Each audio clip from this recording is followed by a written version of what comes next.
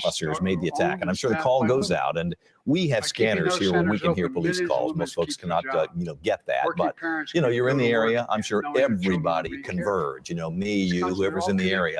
5 of them went in at the same time, coordinated efforts, and did what needed to be done. Yeah, police said they could hear the gunshots as they entered the building, so they went in the direction of the sound, and that's when there was an exchange, and that 28-year-old woman was killed. But by that time, That's more that jobs in woman 2 who years than any police president confirmed created in went a 4-year into the term. Covenant School in Green Hills with 2 assault-style rifles and 1 handgun. And by that time, had already killed 3 children Just that quick. and 3 adults.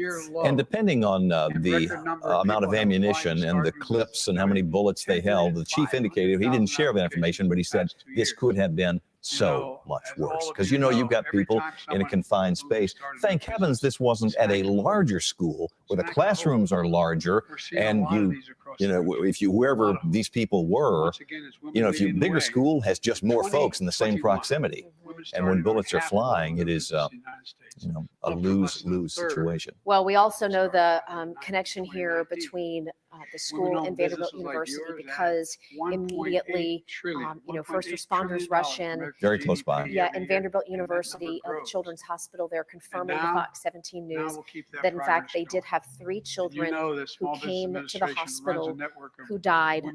We, behind the scenes, and through just some of our personal friend circles and family circles, are hearing things, but we're not sharing that yet. You gotta know how to Just know. know that these are young children. I mean, all of them 6th grade and younger. The oldest kid there would have been 12, 13 max. So we, Young as four. that's where we are right now. Okay, so we kind of ran you through the timeline of what happened this morning. We know that by now, families have learned about their children or their loved ones. We've seen people filing out of the church. A lot of investigators still on the scene, and still so many questions that we know you want answered and we want answered as well. So we're working just as hard as we can. Now, we do know that the shooter in this case, the woman, the 28-year-old white female who is now deceased, has a connection to the school. She at some point went to that school. We know it started around 2000. She's 28 years old, so she has got to have been away from there for quite a number of years. You wonder what happened.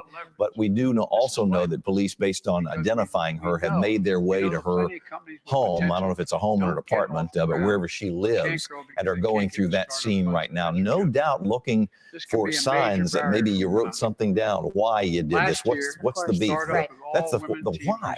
Why in the world? Well, as we continue to piece together the story and work to share some of the stories of the people so deeply impacted, we're following different social media accounts that are verified, where we know we've got credible information. And that's what Fox 17 News' Erica Glover has been doing for us this morning, this afternoon. Erica, what do you have now? Well, Jen and Scott, I'm taking a closer look at the photo that is right behind me here, coming into our Fox 17 newsroom from viewers out there who were in this area at the time. This photo, I'm going to take it behind me, but I also spoke with my producer on the screen. That way you get a better view of this. And we blurred out some of the faces, but what is so noticeable here, and Scott, you pointed this out, they're crossing this very busy street and they still have their school uniforms on. And also with the photo that's coming into our newsroom is also a witness account. And I want to just take a moment to read a portion of what was shared with our newsroom. So this particular person was making a delivery right next to the school. They say, they wrote to us, I heard gunshots start as I'm walking back to my car. So I jumped in my car. It was just so loud and an actual barrage of shots fired, but I really didn't know where it was coming from or that it was even at the school. The United States so of America. they left the immediate area. They turned right onto Hillsborough Road, headed towards town. That's when they saw a woman jumping out of the woods into the road directly in front of that person. They slam on their brakes. They see the children behind her. They jump out and start waving their arms at that point, and they try to go ahead and direct traffic. They try to stop the other vehicles from continuing on down this road. So those are some of the updates that we're getting here. And they talk about how they saw the helicopters and the police that were, on foot running by this area. And again, that person just jumped out of their vehicle, trying to do whatever they could, trying to also figure out what was going on in this moment. And I know Jen and Scott, your parents, I'm expecting my first child. So of course, we can so relate to what all of these families you don't need a college are currently education. feeling at the moment. The Inflation Reduction after Act, I our first country's became a biggest parent, investment climate ever, I even thought anywhere. for a time about getting out Across of the all business. these laws we're making, Because I guess all the things that happen now, it's new personal contracting in a way. opportunities in sectors where they've been I never historically purported to underrepresented, understand from how manufacturing to a construction crime to clean victim energy. felt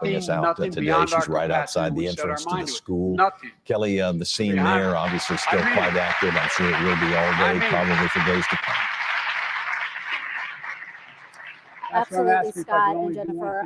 We can see more and more emergency vehicles and other vehicles that were parked inside the parking lot for the Covenant Elementary School and church there, leaving at this point. It has thinned out some, but again, still very active at this point. Recounting what we have confirmed at this time. Just invested $5 young billion children and 3 adults losing their lives after Metro Nashville police say a 28-year-old woman, a Nashville resident, somehow made it in through a side door into the school with 2 assault-style rifles and a handgun.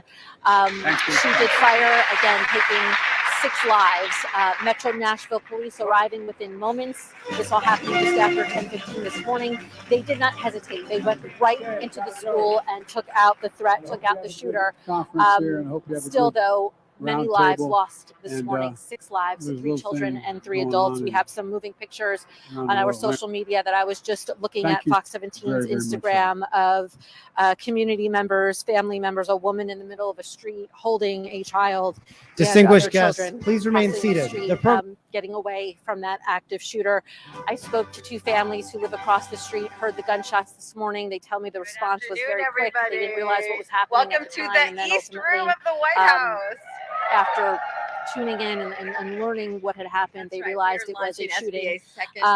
These families have friends and families that attend Covenant Elementary, and of course, it's just harrowing moments waiting to hear from those you love. And of course, there are 6 families today that will not hear from their children or loved ones. So certainly, thank you. A lot of President people Biden, now for coping hosting us. with that loss, And thank you, Mr. President, trying for your to, I guess, unwavering carry on commitment throughout the to rest of small this businesses. investigation. In We fact, do know the there's been suspect's a home was historic located. small business boom Officers, under your investigators leadership. are at that site now, potentially looking through things to find out what type of motive. We know the shooter And did that's attend because school here years ago when she was of elementary school age. And at this point, we are just waiting to hear more information. I spoke to 2 school employees who were inside the building preparing lunches at the time. They're just very unnerved. They actually are an entire family that works at the school, and they are waiting for the facilities manager, who is their family member, to come back out. They are looking over security video. Again, this investigation will be ongoing for days, weeks, months to find out things like how this woman was able to get into what police say was a locked side door. So those answers will come. But again, just harrowing moments here as the activity has lessened a little bit, but still a very, very intense crime scene here right now. I'll send it back into the studio.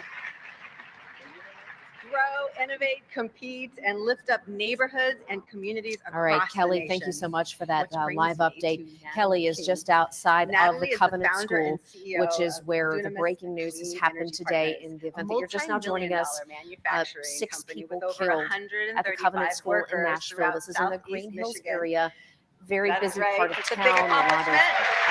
neighborhoods and restaurants and Very fluent And part of she is town. helping shopping. to deliver our Yes, clean energy this is where you would go I to was Green blown Hills away Mall. when Just so I think heard first that of Natalie's general story when I met area. her as a recipient of The SBA's calls came in at programs 10:15 while I this was morning. celebrating Women's History Police Month do last confirm that a year 28-year-old in woman, Detroit, and a she 28-year-old woman is Dunamis dead in as the 2012 as an shooter, energy but that efficiency we have firm, 3 children helping and 3 businesses adults use who green sadly energy to lower lost their costs. lives But this she morning saw when the they future simply and imagined showed up to go to school.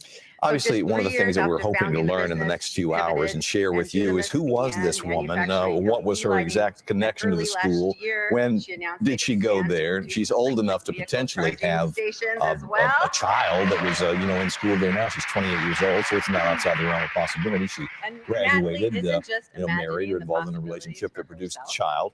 But She is what was her beef, chose to start with her that business location? in her It community is of a church Detroit, connected where she school. was All born the and raised. kids that went to And school there, because she wanted to give 209 back was the and lift official up her count. community, and Those she's doing made it just that. out By and the end of were the year, all slowly Dunamis taken to estimates they will nearby bring Woodmont hundreds Baptist Church, which is expects about a to mile double and a half that to away, right at the create intersection 200 of new jobs Woodmont by Boulevard and Hillsborough 2025. Road, just about a half a mile off of 440. And that's where parents came and picked up their children, And that's except what for those that happens were when transported women to the lead. hospital. So And everyone, we mentioned welcome one of the 6 entrepreneurial victims, faces of the 3 clean children, energy all under the economy, age of Natalie 12, 13, possibly as young as 4, and 3 adults, but we don't have information on exactly how old they are or what they did at the school. But the 7th death there, because the graphic said 7 dead, is that 28-year-old woman who Metro Police moved in. There were 5 of them, engaged the shooter, neutralized the threat. All right, we have been several hours now into this breaking news story, and as you might imagine, there is a lot of speculation that is already swirling on social media. I want to just take this opportunity to tell you. I went guys. shopping at the supermarket. It had rained a lot. As I'm stepping into the place, And I'm going I to try just slipped to and went flying get this and audio found out that fixed. I had a broken kneecap. Morgan & Morgan didn't accept the offer from the insurance company because it was not what I deserved. And I asked my attorney, I said, why would they even offer me that? And he said, because people take it. He says, we're not taking it. And we went to trial and the jury ruled in my favor. My apologies, guys. I had to pick my son up and bring him to a doctor's appointment. He has surgery tomorrow. So I had to be out for a short moment. I apologize for that. I went food shopping at the supermarket. It had rained a lot. As I'm stepping into the place, I Thanks just for those of you slipped that hung and went around. flying. I found out that I had a broken kneecap. Get this commercial Morgan over and with Morgan didn't and go accept back the to offer some from the uninterrupted insurance live company from because this it was not what I deserved. local And I station. asked my attorney, I said, why would they even offer me that? And he said, because people take it. He says, we're not taking it. And we went to trial and the jury ruled in my favor. I would highly recommend them 100 times over.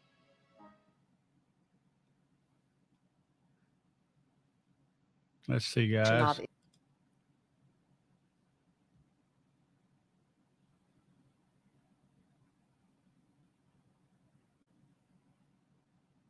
Well, is it going to go back live? Let me go check something real quick. I went food shopping at the supermarket. It had rained a lot. As I'm stepping into the place, I just slipped and went flying. I found out that I had a broken kneecap. Morgan and Morgan didn't accept the offer from the insurance company because it was not what I deserved. And I asked my attorney, I said, why would they even offer me that? And he said, because people take it. He says, we're not taking it. And we went to trial and the jury ruled in my favor. I would highly recommend them 100 times over.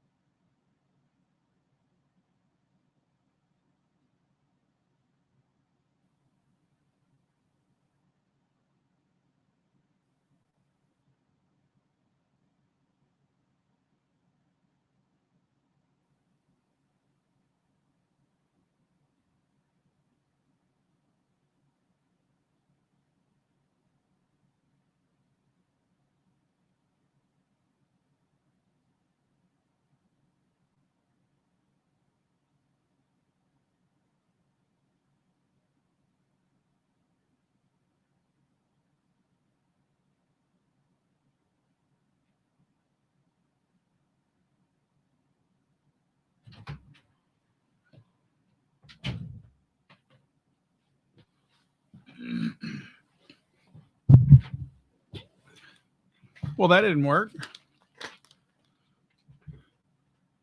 Let's see. That guy's frozen with a look of stupidity on his face. Let's see. I can jumpstart their live stream here.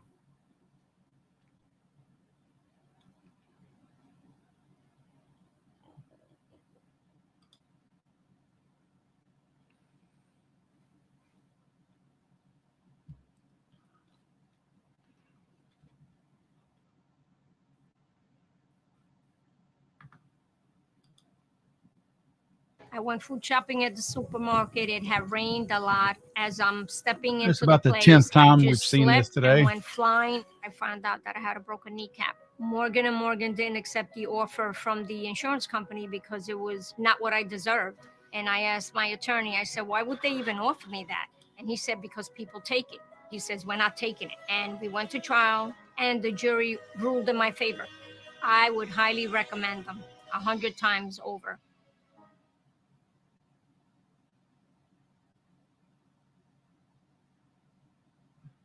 You know, the leaders in our school districts and the lawmakers who, you know, this will be conversations for weeks now. Yeah, the parents who are calling schools and saying, what are we doing? What do we have in place? What is our standard operating procedure? They're What are asking our about what you're protocols? doing How to do I harden know, the school. That's what they my want to kids are know. safe? And those are all very real, very valid questions in, you know, in this day and age when we have children who are trained in how to respond to a situation like this. I never will forget the first time my daughter came home from school, and she explained how she, okay, I'm gonna try to get through this without losing it. But come on. at that time, and this was years ago, they were told that each kid in an active emergency or an active shooter, each child had a job to do.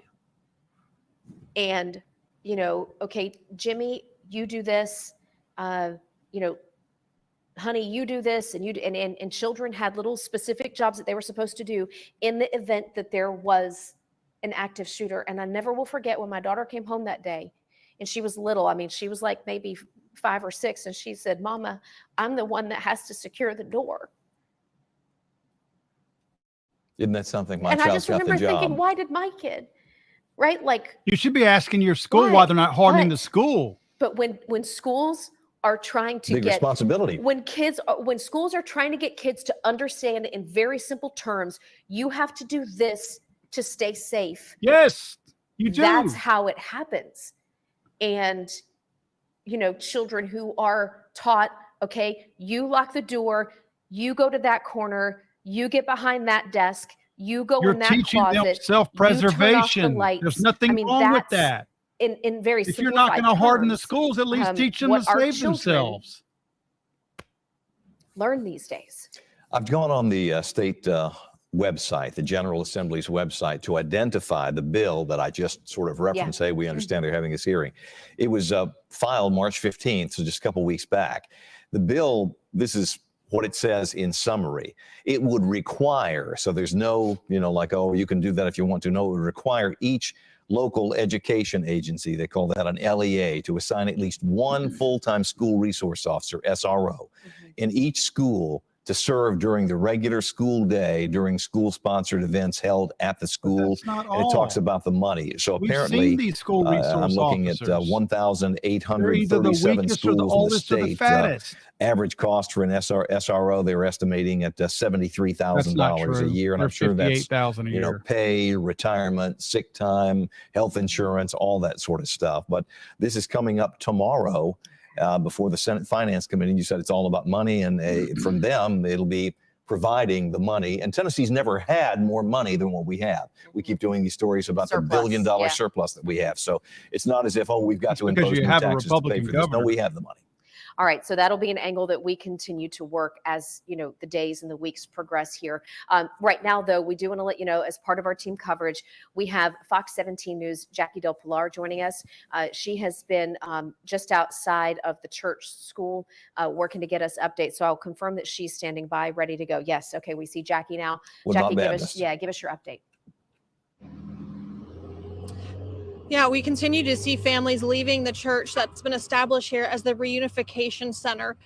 Every couple of minutes, we see a family walk out, often multiple children. And these are young children. We know this is an elementary and middle school. We're seeing children, you know, kindergartners, first graders in their uniforms, their parents with their arms around them as they walk to their cars beside us. They are getting escorted by police and deputies, making sure that they are safe, getting across the road into their car and just being with them as they head to their car to go to the privacy of their own home. But there are still a lot of people here. I'll give you a look. Lots of cars streaming out. We haven't seen as many people coming in lately, but we're seeing more people leaving.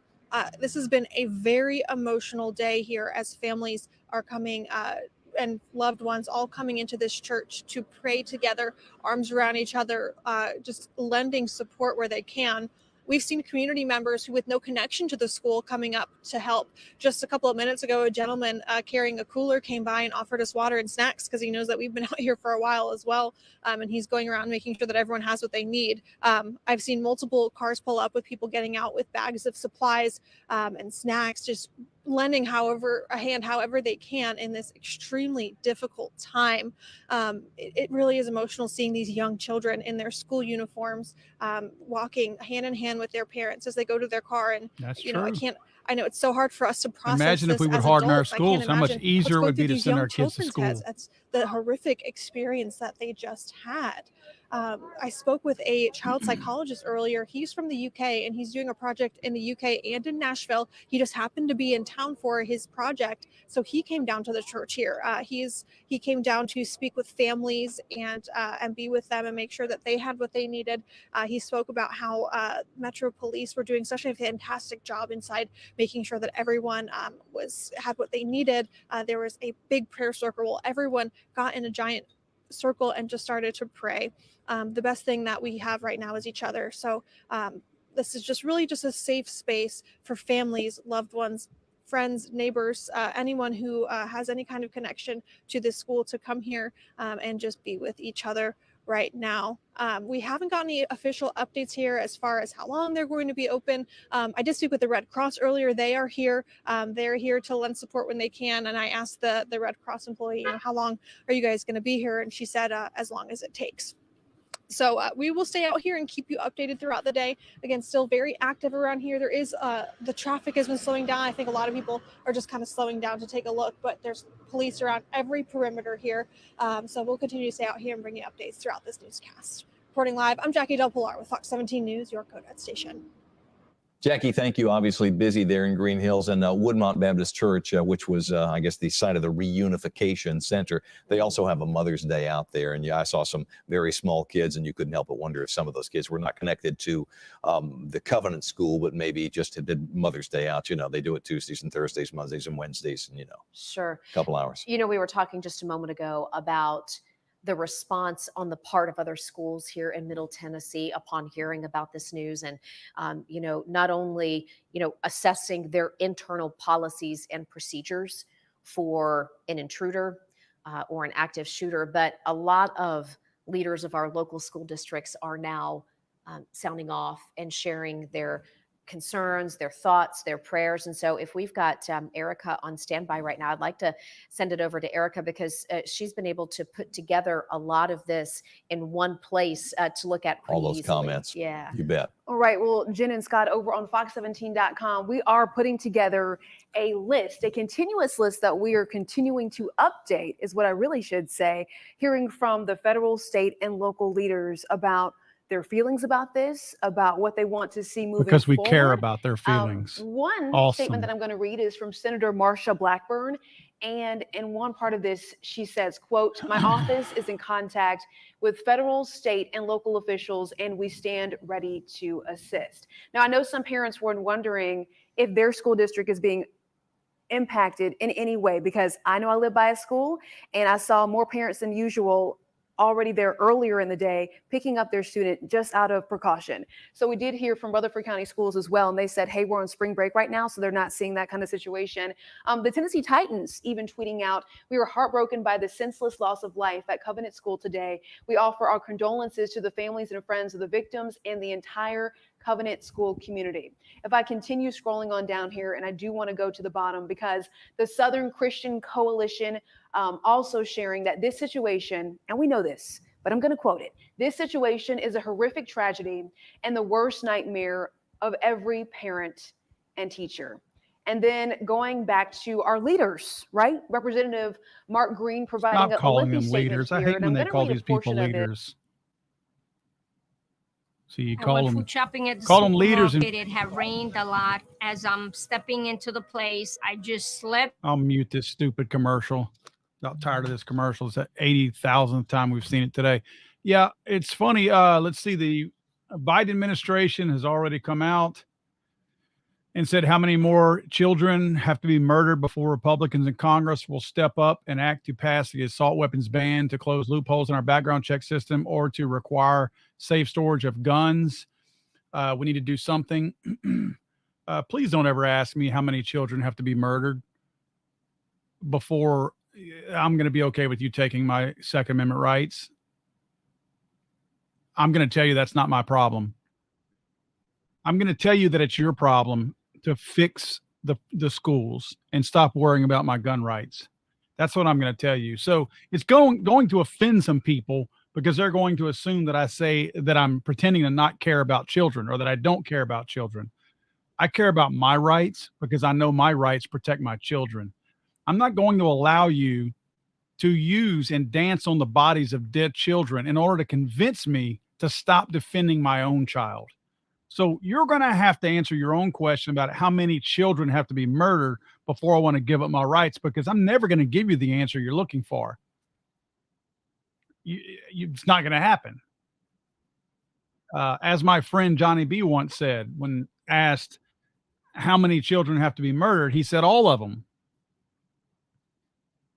It's not up to me to offer up how many children need to be killed. It's up to you to work with me on how we harden these darn schools and stop allowing our children to be sitting ducks. We need to get rid of gun-free zones. We need to get rid of them yesterday. You will immediately see that we will right away, we will have safer schools. It's a fact. It is an absolute fact. So that's where we need to be. I will tell you this also, and this is a fact that you can look up. Do you know what schools have never been attacked by, quote, mass shooters? Any idea?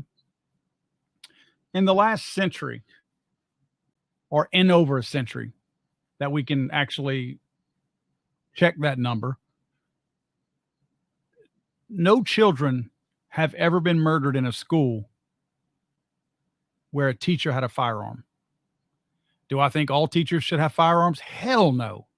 I've seen a lot of public school teachers. I don't want them having guns. I don't even want them in some cases to have the option to have guns. But it definitely saves lives. If we were to allow teachers who felt confident enough to carry a firearm, we would be in a different situation if we allowed that to happen. But we don't, because it's virtue signaling. And maybe the people on the front lines don't feel this way, what I'm about to describe, but a lot of them don't want these shootings to stop. I'm talking about the ones deeply embedded into the anti-gun community. They don't want these murders to stop because they make money and they raise funds off of this. Let me go back to these idiots. Cannot possibly begin to imagine what you're going through. I was about to tell you before my mic went out, but when this happened there, I was dispatched from here. I went up there. Why did they send me? I used to work in Paducah, Kentucky for a couple of years before I came back to Nashville and worked here 16 years ago. When I get there, there's a guy that I know who had worked with me at the television station in Paducah at the time, but now he teaches radio and television at Marshall County High School. And, you know, talking about tangentially connected, his daughter was one of the students. And he's on site as a former news guy, but now I'm an instructor and I have a child here. And I can remember when those kids were preschool, we used to do Friday night football coverage just like we do. And he would always, you know, have the football and he would say, hi to Maddie and Will, his two kids. And it was Maddie, M-A-D-D-I-E, that was in the school at the time. And he couldn't talk to me about it other than just, let me hold him. Well, personal. And for the families that will not be able to hold their little ones tonight. I mean, they had to go to Vanderbilt today to identify their babies. After I can't imagine this shooting, you can't. I just feel okay. I feel so much pain. Yeah. For those We got you. Knowing that. And I cannot imagine. And No. So just we even heard You're not a good actor. You need to leaders stop, of law lady. enforcement and the TBI saying, please pray for these families. They are not shying away from that. In fact, one of them said, we are not Don't bother going to complain. Don't even I'm try not hearing that. complaining. Yeah. We don't want to hear it. They said, Not don't hearing even that. complain. We don't want to hear it. We're praying for these people. That's what they need, because in so many cases, there's nothing else that we can do except be unified in that one thing. So however you pray or And- meditate, whatever that might be, for these families and for them to one day, maybe someday, find any level of peace. You mentioned the connection. This is a global thing. We're monitoring social media and people across the world are talking about this. In fact, Erica has a comment that I believe this one's from Africa. Okay, so you talk about around the world, right? Because we So care what back on social Africans media think right now about on what we Twitter. do I'm not here going in to show you America. the photo because it does show some of the students in their faces, and I don't want to do that. But from Brittany Grayson, who is a doctor, this tweet just 4 hours ago, and I'm going to get the exact timestamp for you, but just 4 hours ago, we arrived at the Covenant School in Nashville. Our dear friends invited us to speak at the chapel and stay and visit their girls' classrooms. She then shares a photo of the classroom. The kids were great. We taught them about life in Kenya and what it means to be a missionary. And then she then goes on to say, we drove away at 10:12 a.m. and less than 20 minutes later is when the shots rang out on campus. She also goes on to tweet out, there are no should words hold for our this feeling. schools. I think the normal feeling is supposed to be relief that we were already gone and our lives are safe. But of course, right now, she's just thinking, oh my goodness, we were just in that classroom, just in there talking about life in Kenya and what it means to be a missionary. And I know that we were sharing a lot of tweets over on our Fox Nashville Facebook page, or I should say on the Twitter account, and then on our Fox 17 Facebook page, as well as Instagram, just sharing updates that we're getting. And these are the kind of comments that we're getting. Folks that were on the campus just moments before, or folks who had some sort of connection. So they're sharing how perhaps their office where they worked at was just down the street and they were looking out the window or hearing things from what was going on the street. That's what we're sharing with you right here in our studio. I also wanted to send it back over to Scott and Jen because you all were talking about, you know, the experiences from folks who had those connections. And then how we are continuing to get updates from our local leaders. That's something that I'm going to be double checking on my phone right here that I'm constantly looking at to see how they're reacting to this, what changes they want to see. Of course, we know in real time it's happening so fast. Sure. And so that's what I'm trying to keep up with. But I Okay. mean, that's just a crazy perspective to hear. You guys have been up since the crack of dawn. My hat is off to you as well for your, just being here and walking with us. Couldn't do this alone. I'll just tell you that. Well, and bless you and thank you. No, of course. Listen, this is a team effort, and this is what we do, and we serve our communities, and we do it, on the good days and the bad days and everything in between. And we hope that by all of us being here for you, along with our crews in the field that are working hard behind the scenes, that you feel informed, and that we give you a good,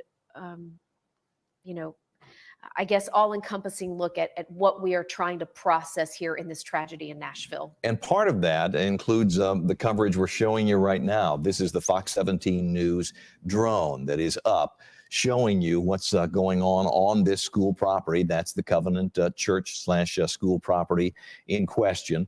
We're obviously being very careful to keep our space, and we've got a limited amount of time to be up because these drones, are battery operated and that sort of thing. But you can see there's still a lot of folks at that school. There's still a lot of law enforcement vehicles right up there on the perimeter. There's people moving around the parking lot. I assume that the shooter's car is among those that are in that parking lot. I see a big unit that looks like a camper or something kind of on the left-hand side of your screen in the middle. Mm-hmm. I'm guessing that is a TBI crime scene unit that has been dispatched to the scene, or a Metro Police unit where they do the forensic work of looking for fingerprints and taking the photographs and things of that nature. And you also see what looks like maybe a cover in the parking lot that may be totally over the car. And this is, again, about in the middle over on the left-hand side. Mm-hmm. Looks like maybe some tent where they would put a tent on there to preserve fingerprints, to keep prying eyes like ours or others from seeing what they're doing as they process that vehicle. Well, that's an interesting point. And we do know, and it confirmed through Metro Police, that yes, in fact, the 28-year-old woman who they say is responsible for this tragedy today did have a car close by. Police confirmed they were inspecting that car. They also told us they had an address for that woman, that they were actively searching as well. Now, we've been working, to get that information for you, both about the car and the house, as we, along with investigators, just work to try to piece this thing together. Too. Doesn't that look like that's what, because this is in the parking lot, and you would normally have something like that in the parking lot. It flat out looks like a tent that would be placed over a vehicle while you processed it. It does. Now, I'm also looking even to the top and to the left of that, what looks like perhaps another type of cover. Yeah. And maybe they're doing some work there. We don't know. I'm just speculating It is here. possible. Now, I will say also, we did see a blue crane out by the school earlier No, this that was morning. that was at Woodmont Church, Woodmont Baptist Church. Oh, you're right. That was at the church. Yeah, That's right. My yeah. mistake. And So we thought maybe they were cleaning the windows, fixing the roof. Who knows? I mean, we've right. had wind damage. Right. So lately. so at this point, we can see the crime scene tape. We can see a lot of police vehicles. Yeah, but that's what those look like, mobile crime scene units that either TBI or Metro Police possess right in the middle of the screen. We're getting a closer look now than we were a minute ago, and you can see a little bit more image-wise. It's pretty obvious these two vehicles, that one's in blue and white, so maybe that's Metro or the fire department. There's like an ambulance there still on scene, a bunch of white cars with stuff on. You can tell those are police vehicles on top. You can kind of see the word police because they can spot them from the air. And but you don't see a lot of people moving around, although there is some. I see guys here in the parking lot. I say guys, That gals. is a gun-free zone right there. We are respectfully keeping a bit of a distance, but wanted to launch the drone so that you could just get a better perspective of, the size of this church. It is a big presence in the Green Hills community. We won't do anything that would impede this investigation. That's the last thing, right, that we would want to do. So we keep that distance, but bring this to you just to kind of, like I said, give you that perspective. And one of our shots from the drone just a moment ago, and by the way, this is live, you could see. I believe when we find out who she killed, I'm talking about the shooter, the killer, we're probably going to find out more of a story. Again, I'm not presuming that this is an excuse for murdering children or adults or anyone, but it would not surprise me if this person is or has been abused. They say she went to school there at one time, and I think whenever you learn more about who was murdered, I'm talking about the adults, there might be a dotted line that goes straight back to her. Just saying.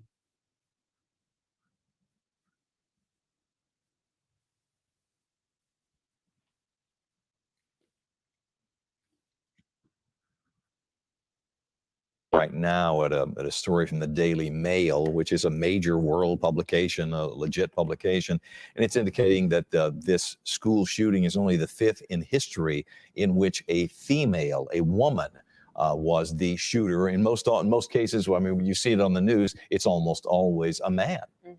And so the why, 28 years old, lives in the Nashville area. Police confirm she used to go to this school. Got a connection?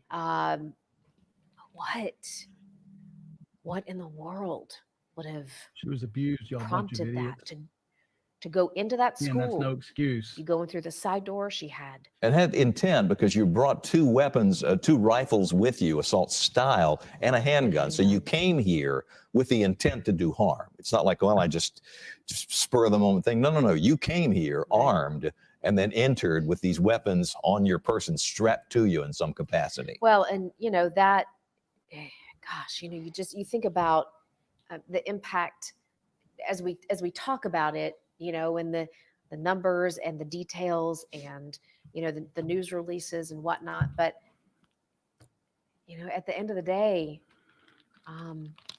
we have six families in Nashville that. Jeep Life, to answer your questions, it's a talk show that we're watching. We're watching a newscast from where is it? Just so you know, Fox 17. I think it's WK.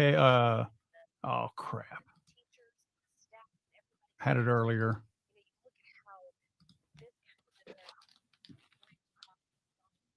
Fox17.com is their website. It is a Nashville Fox affiliate. Everybody who survived today, who will have to. Yes, work this is through absolutely emotional, theatrics. Psychological or physical. I mean, they're definitely working trauma. this story over. Many of them for the rest of their lives after what happened at 10:13 this morning. We're currently it's 3:08. We are. I think that chick is a failed actress because she has been done a horrible job calls acting came out to Metro Police today. and they sent a really bad 5 job. officers into the school immediately upon getting there. They ran toward the gunshots to try to take out the shooter, and they did. There is Also going to be a candlelight vigil tonight, and I'm just looking at a full screen graphic. I'm sure it will be one of many, but a candlelight prayer vigil Tuesday, so not tonight, but tomorrow night, March 28th, 6:30 at the City Clock Center, and it says everyone is welcome. I think there is another. We're receiving, reports of these things via social media, and I'm sure you guys will see them as well. You mentioned Belmont. Is that what you were talking about? This is a different one, and I'm okay. looking for the one at Belmont as well. All right, here, I've got the Belmont. You see pulled that up. one? Yeah, Okay. so Belmont University, just within the last 40 minutes or so, said we're heartbroken at the shooting that happened at the Covenant School. Our prayers are with our city and every member of our Belmont community who is connected to this school and its home church, Covenant Presbyterian. So we're learning now of a direct connection between Belmont University and the Covenant School and Covenant Presbyterian Church. So University Ministries. This is Belmont United Methodist that you're talking about, right? This is Belmont University. Okay, there is a Belmont United Methodist that's having a vigil tonight. Okay. Yeah, Yeah, this one. So at Belmont University, for those of you who are connected or interested, University Ministries at Belmont University will be holding a service of prayer and lament at the Bell Tower at 4 o'clock. Now that's coming up in 40 minutes. And that's right there on the Belmont University campus. So if you are someone who maybe you're watching or listening right now and you feel helpless. And you say that's 40 minutes? And you think I could be there in 40 minutes. I just personally would encourage you to go. Go. And if that in your way is a way in which you can process this, or maybe in some way pray for or help these families, go for it. Again, 4 o'clock, the Bell Tower at Belmont University. Anybody on the campus right there. Yeah, right there on the As a crow flies, not too terribly far from this. That's true. Yeah. That's true, in the same general part of town. And then at 6:30 tonight, Belmont United Methodist Church, 2007 Ackland Avenue, and just saying all are welcome, a candlelight vigil sanctuary. President Joe Biden, we referenced him. He has called this shooting the worst nightmare for these families. Says this morning's shooting, once again, putting gun reform in the spotlight. He says it's time that we do something to protect our schools. Joe Biden speaking. We have to do more to stop gun violence. This idiot. It's ripping our communities apart, ripping the soul of this nation. I think the Biden administration is ripping it apart.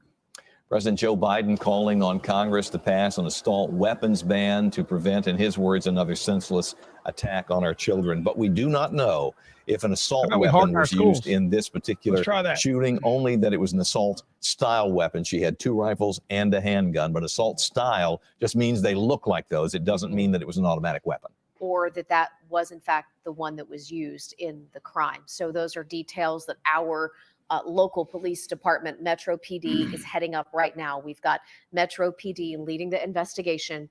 We have the Tennessee Bureau of Investigation helping in that.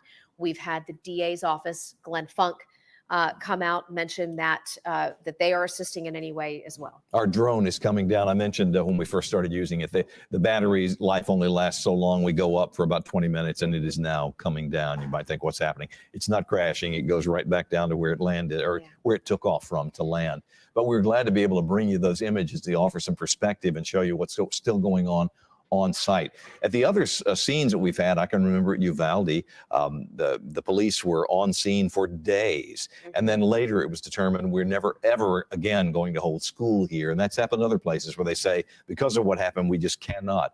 And one wonders if those kids would ever be able to go back in that building. I graduated from Virginia Tech and was working as a journalist whenever the mass shooting happened on my campus. Now, I was not there at the time I was covering it. Sure.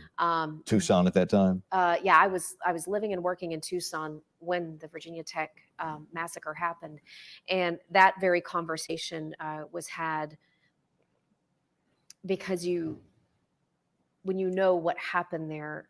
It's what you think of every time you walk past, walk in, walk through. Right. And so would certainly be understandable if the folks at the Covenant School felt like they could not return to normal there. I mean, they will never emotionally or physically return to normal, but as far as, how will they move forward here for the, they're not short run not time just, and space. It start by hardening the children of schools. school, Let's but the try that. as a whole, That'd be awesome. and how Maybe they harden the school. how they operate in that community. This map is a little bit different than the one we have shown you previously, but it gives you great insight into everything that happened. At the top of your screen, everybody knows 440, that essentially runs between Interstate 40 on one side of town on the west side and Interstate 24 on the south side. Well, the 440 here that we're talking about is right in the middle, you know, right where it intersects Hillsborough Road. That's one of the big exits folks get off to go to the mall. Well, you get off there, you come, you know, toward the mall, Woodmont Baptist Church, which is at the first intersection you come to, right there at the intersection of Hillsborough Road and Woodmont Boulevard, is where the children were taken after they left the school so their parents could come and get them and take them home. Then you'd have to go past Green Hills Mall and maybe a mile, maybe less, because there's only about a 1.5 mile distance between Woodmont Baptist Church and the Covenant School. But this gives you the proximity. You see the mall there. You'd have to pass the mall and go on past that,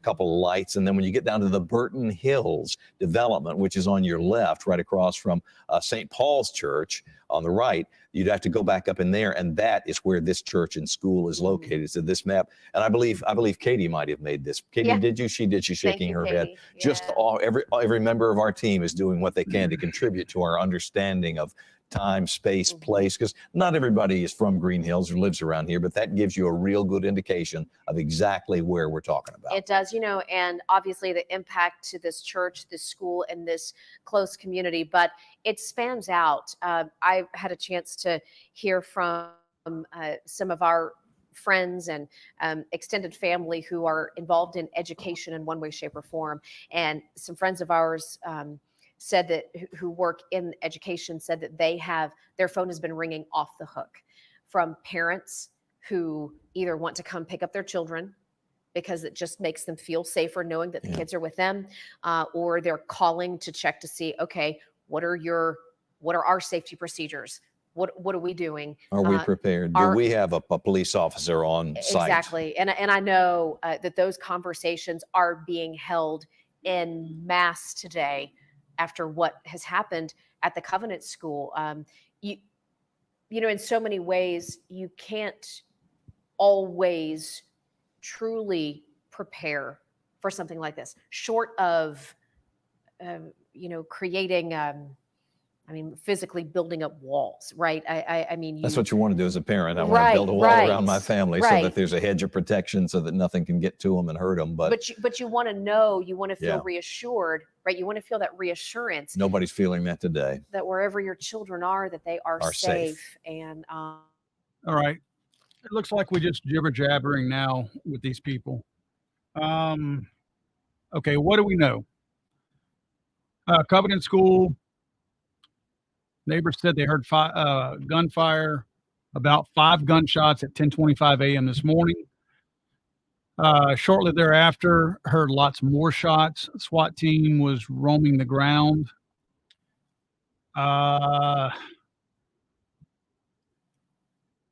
3 students.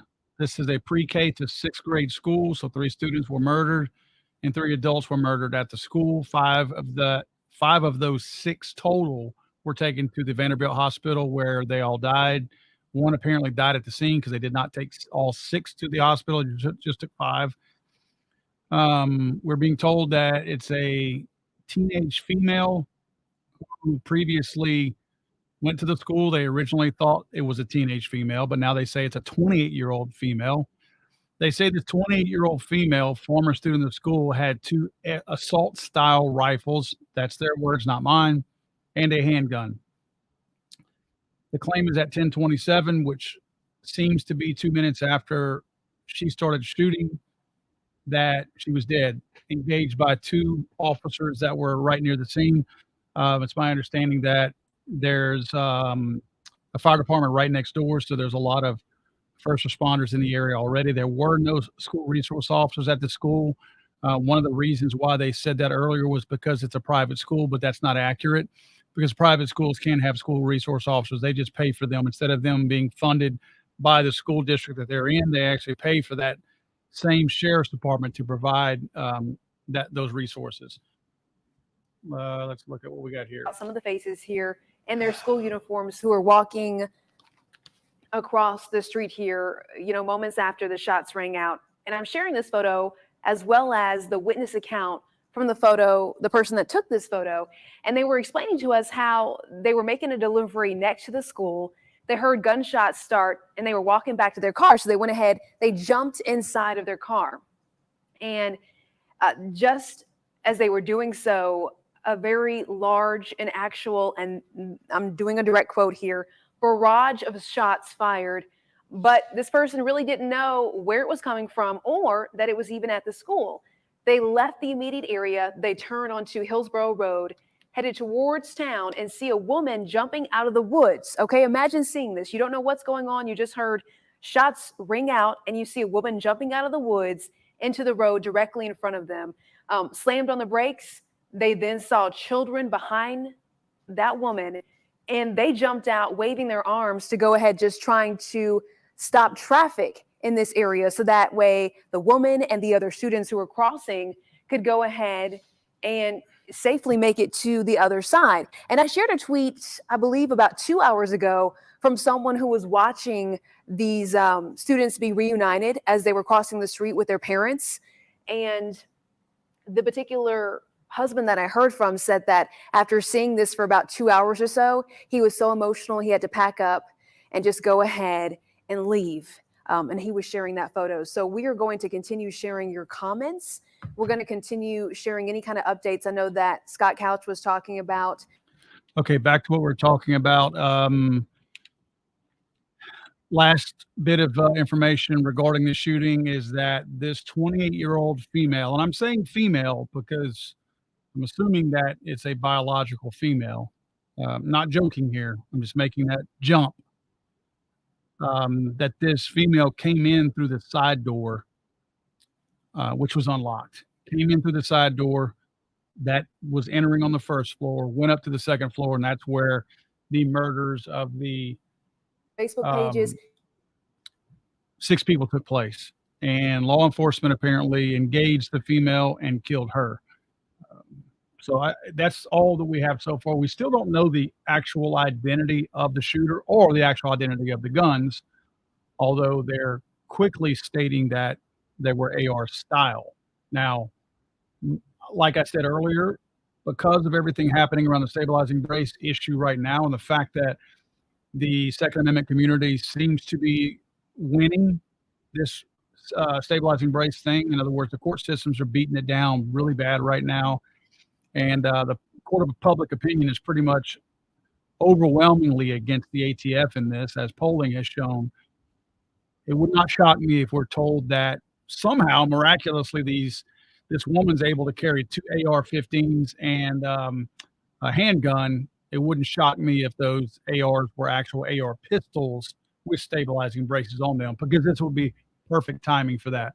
It would give the Biden administration pretty much every box that they check. The only negative that they can't check right now is the fact that this appears to be a woman and not a man, and that's the one thing that they don't like to demonize. And just create this safe space as a place to come and grieve and be together as a community. If you can see here, there might be some cars in the way because of this light It's here. not a safe space, there's lady. a group of folks out here right now. They've been hugging each other for the past That's a several gun-free minutes. zone. It's not safe. Talking to each other and just being there for each other. We've seen families all day coming in and out of this church. For the folks just joining us, I'll recap my experience so far today. So I got here around noon, and when I got here, there were 3 school buses in the parking lot, and folks were streaming off of the school bus. And while that was going on, there were cars coming in with families rushing over to those school buses. And I parked across the street and walked over. And shortly after I got on the property, the lead pastor of the church came out, and he said that the families are asking for us to step off the property, which we completely respected and moved off. So now we are across the street here, giving families space as they try to process everything going on here.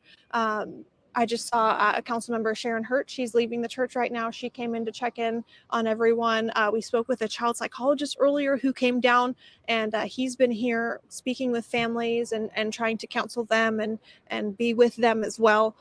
We've seen a great outpouring of support here. I've seen just in the past couple of minutes, folks pulling up with bags full of snacks and waters and just coming in to lend They've their also, support the White where House they has can. already called Just for been a a very, quote very, assault it's been a weapons very ban. emotional Just day know here.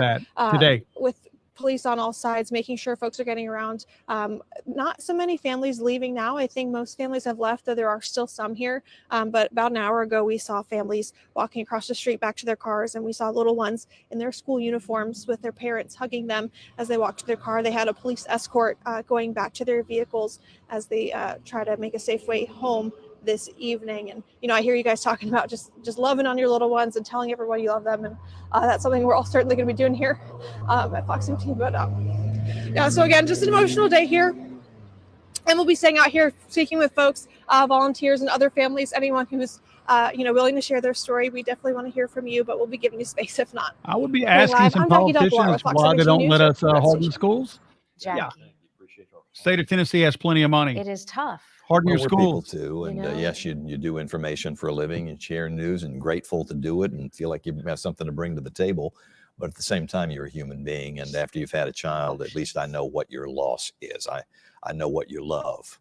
I know I love that. And in my mind, that's when you really find out what love is, when you have a baby. You think you love your spouse, you think you love your mother. When you have a baby, you understand what complete, total love is, and that's what some of these families have lost. So I mean, it doesn't get any more real than that. Well, Jackie, appreciate your reporting, appreciate your heart, and thank you for being out there in the middle of it for us. We do appreciate you. You're doing the hard work out there.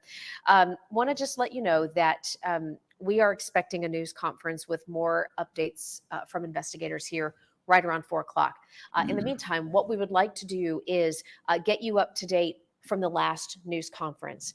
All right, this was about 3:15, something like that. Yeah, not I'm sorry, 2:15. Right, about an hour ago. Yes. Yeah. So I stepped out to bring my son to a pre-op appointment. My 14-year-old has surgery tomorrow, so I was out for a second. I see this, Tim. I know a lot of people have joked about this. It's a trans, a he or a him, but is that true? Has that come out? I don't know if it has or not. Let's listen to this real quick. Here on this very unfortunate situation. My heart and prayers go out to the families of the 6 people who were tragically injured. What I know at this point is at 10:13 today, officers responded to a shots fired call to Covenant School. It's a church school. Officers immediately responded. A team of 5 immediately went in the school, went to where gunshots were being heard, and engaged the suspect. We have identified the suspect right now, tentatively a 28-year-old female white. We know the address of that person as well, and so we have some ongoing investigations as to that. We have 3 adult victims, and we have 3 children who have been identified, and their families have been contacted. Right now, I will refrain Tim, it's from not saying, confirmed yet, the but they ages, say AR other than to style. say, I was literally moved to tears to see this and the kids as they were being ushered out of the building. I want to say thanks to all of our partners, to the FBI, to the ATF, and other federal partners, to the THP, Tennessee Highway Patrol, the TBI, the district attorney, and to the fire department, who all came together and seamlessly addressed this situation as quickly as possible. I've already gotten requests from the national media about a great response. We're still assessing that as well. But what I can say, and what I've said before, is that whenever I hope that we would never have this situation, that if we ever did, we would not wait. We would immediately go in and we would immediately engage the person perpetrating this horrible crime. Sounds like they did. Sounds like law enforcement did a decent job. David Rouse, director of the TBI. I give them credit when they do their damn jobs. To address his portion, and then we have others that will say something as well. So thank you. Thank you, Chief. again, I want to echo what Chief has said in reference to the great support and the great teamwork that has been taking place here, and as well as sending our heartfelt prayers to the families, to this community of these victims. Now, I know there'll be people who want to criticize us for prayers, but that's the way we do that in the South, right? We believe in prayer, and we believe in the power of prayer. And so our prayers go out to these families. The role of the TBI in this investigation is we have been asked by the General Fund to assist in the officer involved portion of this incident. So the incident where the officers engaged Tyrone the suspect, we says- are assisting the Metro investigation. From the And UK, I really reason don't we've got understand. It's Metro because our doing the kids were primary sitting ducks at investigation school. is That's why. because it was a fluid scene. So there wasn't a single stop in the action. So as they investigate the homicides, then we felt it was most appropriate for them to continue that investigation. But we will assist as in our role as an independent oversight on the officer involved situation. And so that will be the role of TBI. We too want to thank all of our partners. It is special. We've had this conversation, unfortunately, too many times in Tennessee, and that is that you wish you wouldn't have to do these types of scenes, but when you do, you want to have the working relationships that we have in our law enforcement community here in Tennessee. It is amazing, and we've all come together as one and working very tirelessly, and we'll continue to work together to address this situation. Kenny, this press conference is a rerun from earlier. And we will be here. There's a new press working conference with in our about partners 29 to get minutes. through it. Next, I'd like to introduce the District Attorney General for this area going forward. This is the ultimate crime when school children and caregivers are the victims of senseless gun violence.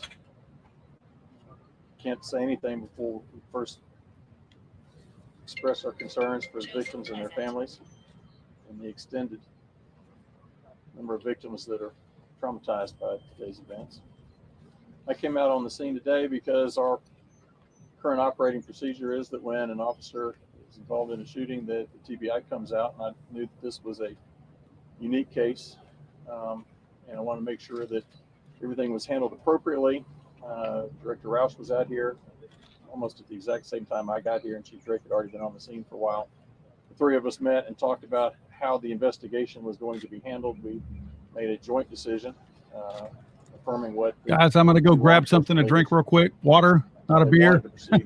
And I'll be back in, well before 28 minutes, but at 4 o'clock and 28 minutes, we have a new press conference. This is a previously recorded press conference right here. So I'm going to go grab me a quick drink of water, take a quick break, and I'll be back in 27 minutes. Or before 27 minutes, but the new press conference is in 27 minutes. Conversation, a decision to be made quickly and appropriately as far as how the case is going to be handled from here. Hats off to Chief Drake and to Director Roush. Also want to thank Chief Swan and our federal partners as well. While I cannot comment about the ongoing nature of the investigation, really impressed with the work that's being done by law enforcement. Yes, good afternoon. First, let me just say, as everyone else, what a tragic day here in Nashville. So our hearts and our prayers do go out to all the family members and also the first responders that actually made this call. As always, the fire department and Office of Emergency Management, our job is to support. And we were here at the beginning and we'll be here to the end. We just ask that everyone, again, as it was said earlier about prayer, we ask for that. And the ongoing support that's needed from our standpoint is to give support in any area that's asked for on the scene. So again, we thank you. And from this point forward, we'll just continue on with our mission and try to bring some type of closure and resolution. Thank you. I anticipate there will be another briefing at or before 4 o'clock. We will entertain 2 or 3 questions at this moment before these gentlemen have to go back to the scene to continue their work. Chief, you identified. Did you confirm? Did you identify the shooter in this case yet? Yes, we have identified the suspect. It's a 28-year-old female white, actually a Nashvilleian, or lives in the Nashville area. We are having ongoing investigation as it pertains to her at this time. Located her place of where she lived. You have officers there. We have. Was she wearing body armor? Was she wearing body armor? I can't say that far into the investigation. I don't remember seeing it, but I can't say for certain if she had body armor on or not. Did she have any connection to the church? From my initial findings is that at one point she was a student at that school, but unsure what year, all of that. But that's what I've been told so far. Did she give any word on social media, or has her social media been examined at this point? The investigations are still ongoing at this point. Our federal partners, our state partners, we're all looking into that to see exactly. This is still fluid at the time, but we're looking at everything. Did anybody pull the fire alarm? Do we know? Don't remember a fire alarm going out. I was told there were kids that evacuated into a wood line, had the presence of mind to do that, and to go to a fire hall. Once we arrived on scene, we had everyone moved to First Baptist Church, Woodmont, and that way we could get parents and children reunited, and then ultimately make the notification on the 3 kids. Do we know yet if the side door she entered in was locked or not? There was a door that was entered. All doors were locked to our understanding, and how exactly she got in at this point is still under investigation. There is a vehicle that was nearby that gave us clues as into who she was, and but as stated, that investigation is still ongoing. Did the school have school shooter protocol? They did have protocol. To my understanding, we had, unfortunately, 3 kids that were tragically hurt. It could have been far, far worse. Okay, folks, we'll be back again before 4 o'clock. Okay, thank you.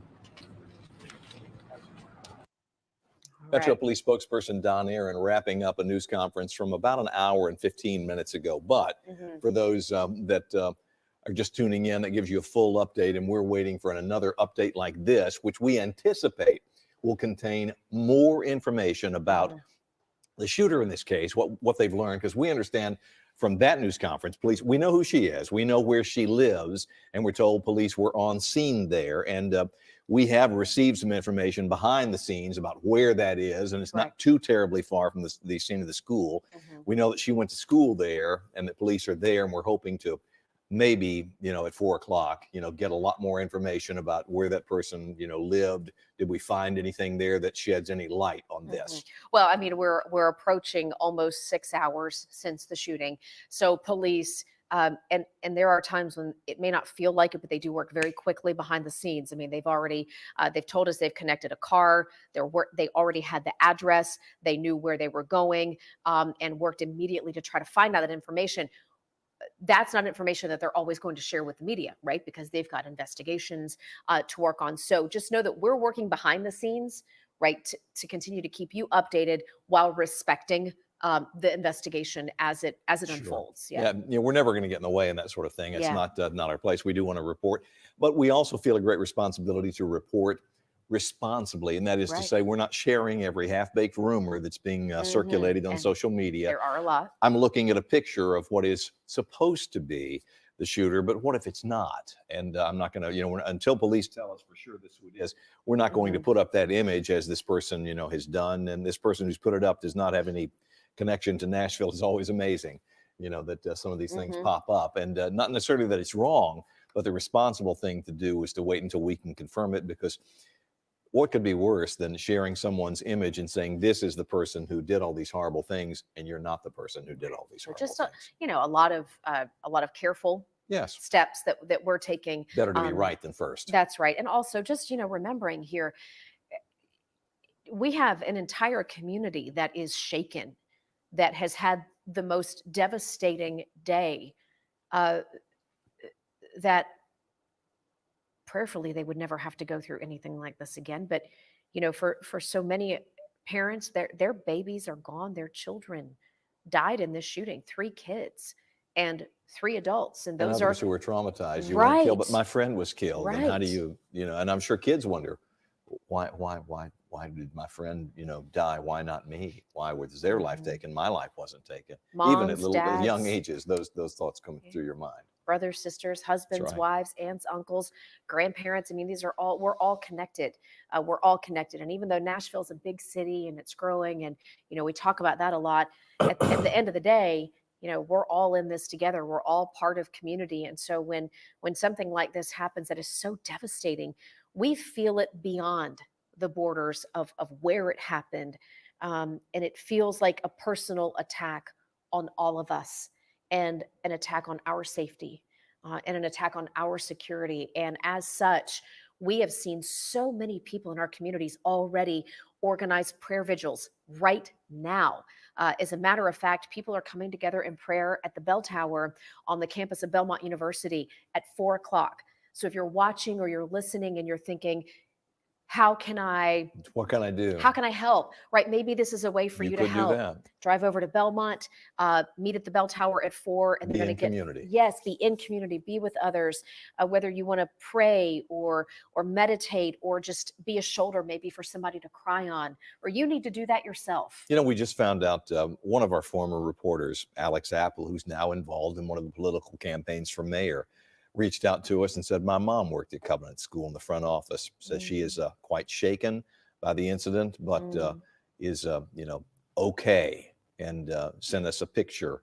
And she's an administrative assistant, and Alex's dad's in the, you know, property development business. But you talked about, you know, what a small area it is here. Someone we know, I just emailed Alex the other day about a poll I'd seen in the mayor's race, didn't reflect necessarily well on his candidate, but I just want to make sure he'd seen it. Hey, have you seen this? So we're connected. You know, we're still connected. We are. And as we continue to get updates on, you know, the facts and you know, the details and the, you know, connecting of the dots and the piecing together things, we will of course do that, but also just work to share in humanity, right? What happened today? And so for those of you who are watching or listening and maybe you want to share in that, we would encourage you to, you know, you can leave messages or prayers or positive thoughts for folks on our Facebook page. You can sound off on our Twitter account. We've been, you know, posting continuously for you. Maybe that's updating. So you can continue to follow. Maybe you're at work. And you mentioned the vigil. All the vigils that we know about, go to fox17.com. There is a story that we're continually updating. There's one at 6:30 tonight at Belmont United Methodist Church. There's another one tomorrow night at another church. And what you're seeing right now is a live picture.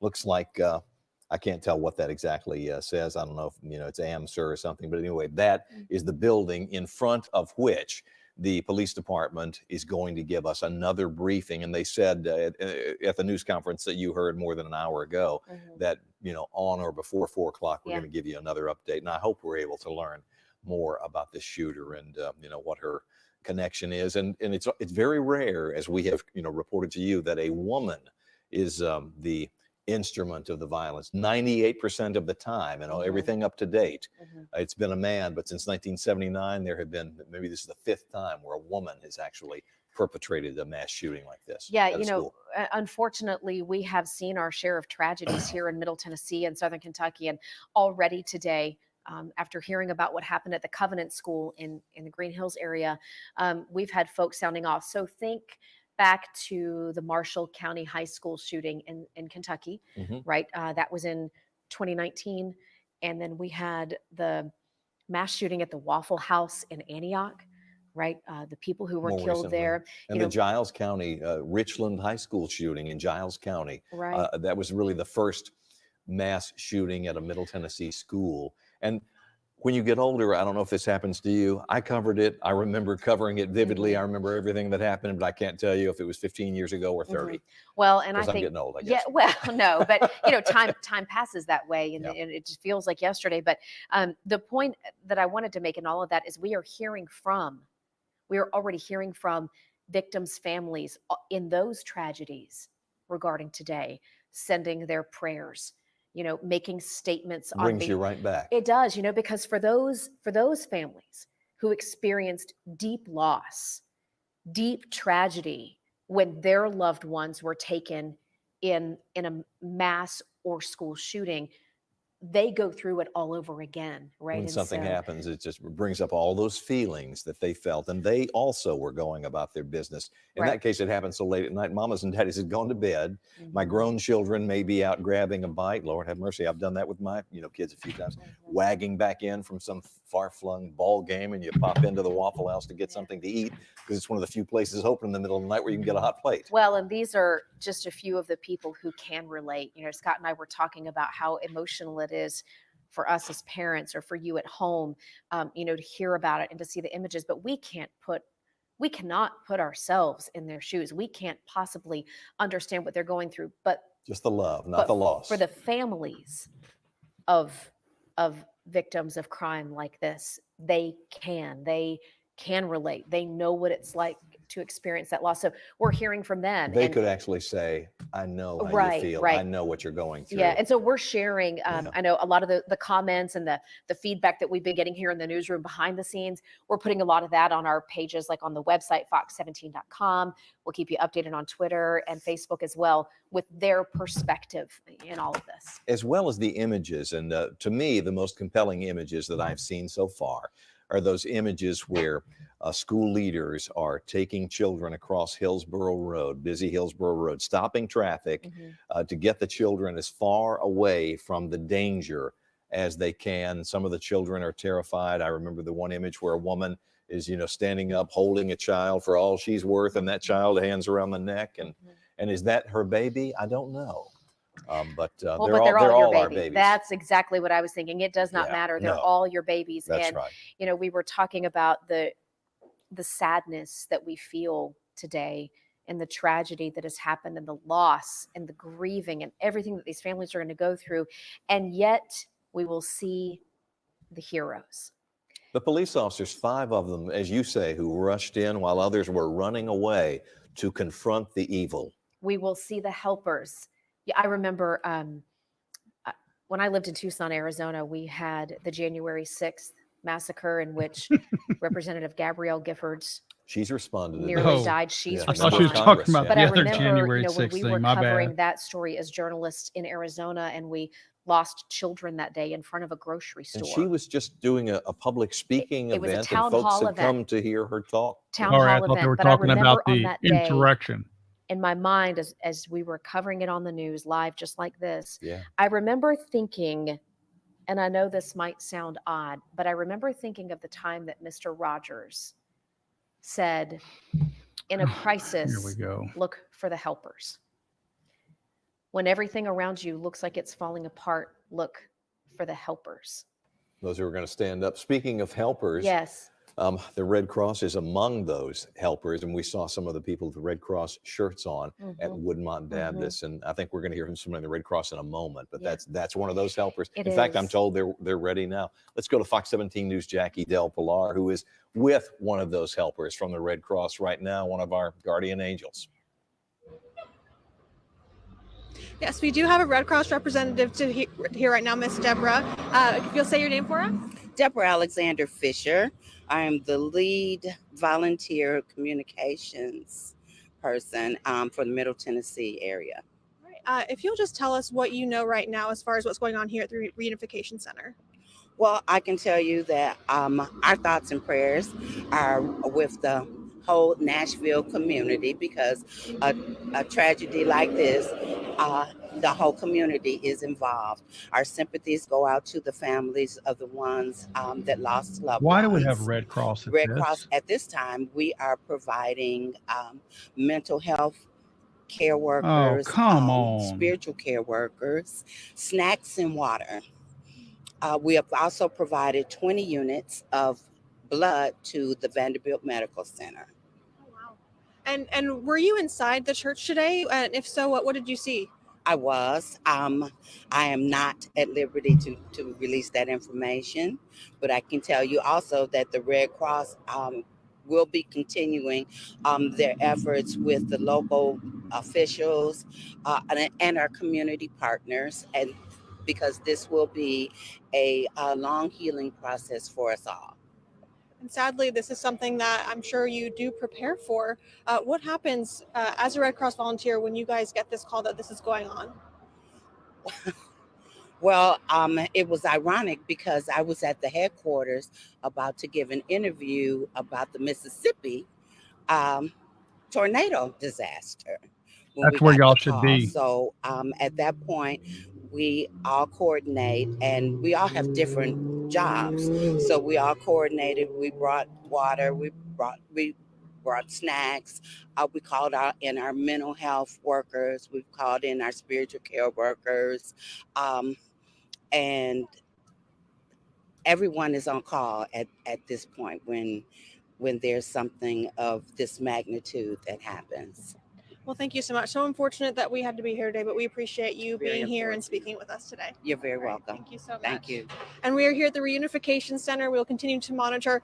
We've heard that all the families have left, but there's This is also how they it is still a safe justify place for families using to come federal if they need funding to. for things Reporting like live, this I'm Jackie in a way Del that Pilar they with Fox say 17 how News, much. your Red Station. Jackie, thank you. We mentioned just a moment ago. By misusing the Red Cross and sending the ATF here, they're allocating federal funds to something that doesn't need federal funds so that they can charge hotel rooms, business meals, strippers, dog shooting classes, a number of things where they can embezzle and spend federal tax dollars so that they can tell you how much, quote, mass shootings cost in federal money. This is where they come up with the money all the time, where they tally how much these shootings are costing the taxpayers because they're misusing the money. In this case, lived, correct? 05 Brightwood Ave, where neighbors tell me they heard a couple of explosions earlier today after seeing Metro Police officers and SWAT rush by. Now we're right behind some crime tape. I do want to step off of the scene so you can see a little bit of what we're looking at. We're in the 12 South area, and it does look like that front door has been blown off. That could be some sort of correlation to those explosives that those neighbors were hearing. Now we do not know what's going on here right now, or if there is any correlation to the school shooting today in Nashville. Now that is within a couple of miles from this home, but again, as of right now, we haven't heard anything from police. We do know that a helicopter has gone overhead as well, but we'll continue to keep you guys updated. We're going to remain on scene until we find out those details, or if there was any sort of correlation again to that shooting in Nashville. All right. Yeah. Appreciate your report. Thank you so much. Now, one of the things that we're doing behind the scenes as well is, when you have an address, we can do a record search. Property search, see who owns the place. And so we're doing that behind the scenes. Investigators are a few steps ahead of us. Oh, sure. So we've mentioned not wanting to impede the investigation, but we're doing our own work behind the scenes as well. So know that. Now, Kylie mentioned that there had been reports in the area that there were small explosions there as a part of the police presence. And one of the things we know from seeing previous cases like this play out is law enforcement would go to the home of the alleged shooter. We saw this, in the Las Vegas shooting case. We've seen it in the Uvalde, case where they go to your home. They fear perhaps that the home has been booby trapped, so they don't just go in for fear that we might lose law enforcement. So they would maybe blow the door, and once it's open, might even send a robot or something in to look around because you don't want any more loss of life. And we think that those are the things that are playing out now, but we share with you that we're speculating because law enforcement at the moment is keeping us at arm's length while they conduct, the very important work that they're doing. Right. Well, and to that point, we heard from our police chief earlier this afternoon, and he was tearing up talking about how hard this is to, well, of course, do the job at task, but for the people who are very closely connected, how emotional this is for them because, our law enforcement should have a press conference in about 5 minutes. Grandparents, their sons and daughters and brothers and sisters and husbands and wives. And those 5 officers, let's not forget, we had 5 officers who stormed into this school and ran toward the gunshots immediately, trying to, as they would put it, neutralize the situation, take out whoever was firing those shots. And what those officers saw and witnessed today, is something that will be with them for quite some time. And we know that one officer did get injured today. We do not have any confirmation Oh, that he they're cut his life-threatening hand on injuries. some We think they're glass. Come on. minor I think injuries. if they were, we probably have some inkling Yes, of Yeah, he that. cut his minor hand on injuries glass. that happened in the middle of all of this. So exactly how it happened, what that injury is, we'll work to find out. But You know what it reminds me of? Mhm. Remember the Christmas Day bombing downtown on 2nd Avenue a couple of years Mhm. back, where this vehicle's down there. There's a speaker that's sharing this message. Oh, yeah. Evacuate the area. Yeah. Middle of the night, and we've got police officers who are Nashville running 6, door to door to door, banging on doors, getting people, waking them up, getting them out of there, and they did a job. I mean, the clock is ticking. A bomb is going to go off. How do you know that? Well, that's what the recording said, and we, of course, know what happened. In fact, that area hasn't quite returned to normal yet. Well, and as we have seen with other school shootings, things or procedures that were not followed, mistakes that were made along the way that could have prevented loss of life. We did have our Metro Nashville police chief, John Drake, come out and say, if this ever, God forbid, this ever happens in our backyard, we will not wait. We will go immediately into whatever the threat is and do everything we can to stop it. And by all accounts today, according to Metro PD, according to the TBI, who we heard from, according to the district attorney's office, DA Glenn Funk, it would appear that that is in fact what happened today, that Metro Police lived up to that word that they gave us, that heaven forbid we see that happen They're here going at to stand home, up, and that's how they're going to do it. and they're going to be there. And I should tell you that one of the national media outlets is reporting the name of the shooter in this case, and I'm hoping that we'll get that confirmed by Metro Police. We have all these things, but again, we're trying to make sure we're right rather than first with this. But I'm hoping that we'll get that update. But it does kind of do your heart good to know that if something should happen, your Metro Police Department is trained and willing, and every day they put their lives before us and things that would hurt us. They do. And they did it again. Yeah. Now, and to be fair, some of the questions that we're going to be asking as this investigation unfolds, though, we want to know, how long did it take them to get there, right? Between the time that the shots rang out to the time that the phone calls were made, We should be to the time that they got nearing there, our press we conference. will be working to hold them accountable What I on that understand, end the of press it as conference well. will happen in and 3 find minutes. out, could they have gotten there any quicker, right? And I know that's a question that a lot of families are going to be asking is, did they get there, or could they have gotten there any sooner? Chief told us that they received the call at 10:13. We've sort of been saying 10:15 because that was, when we sort of, took a hold of it. So a couple of minutes before that. Yeah. The chief also said that the loss of life could have been so much worse. And I'm heartened by that because you've got essentially fish in a barrel, people in a small confined space, and you've got someone who's armed with an intent to do harm, to take lives.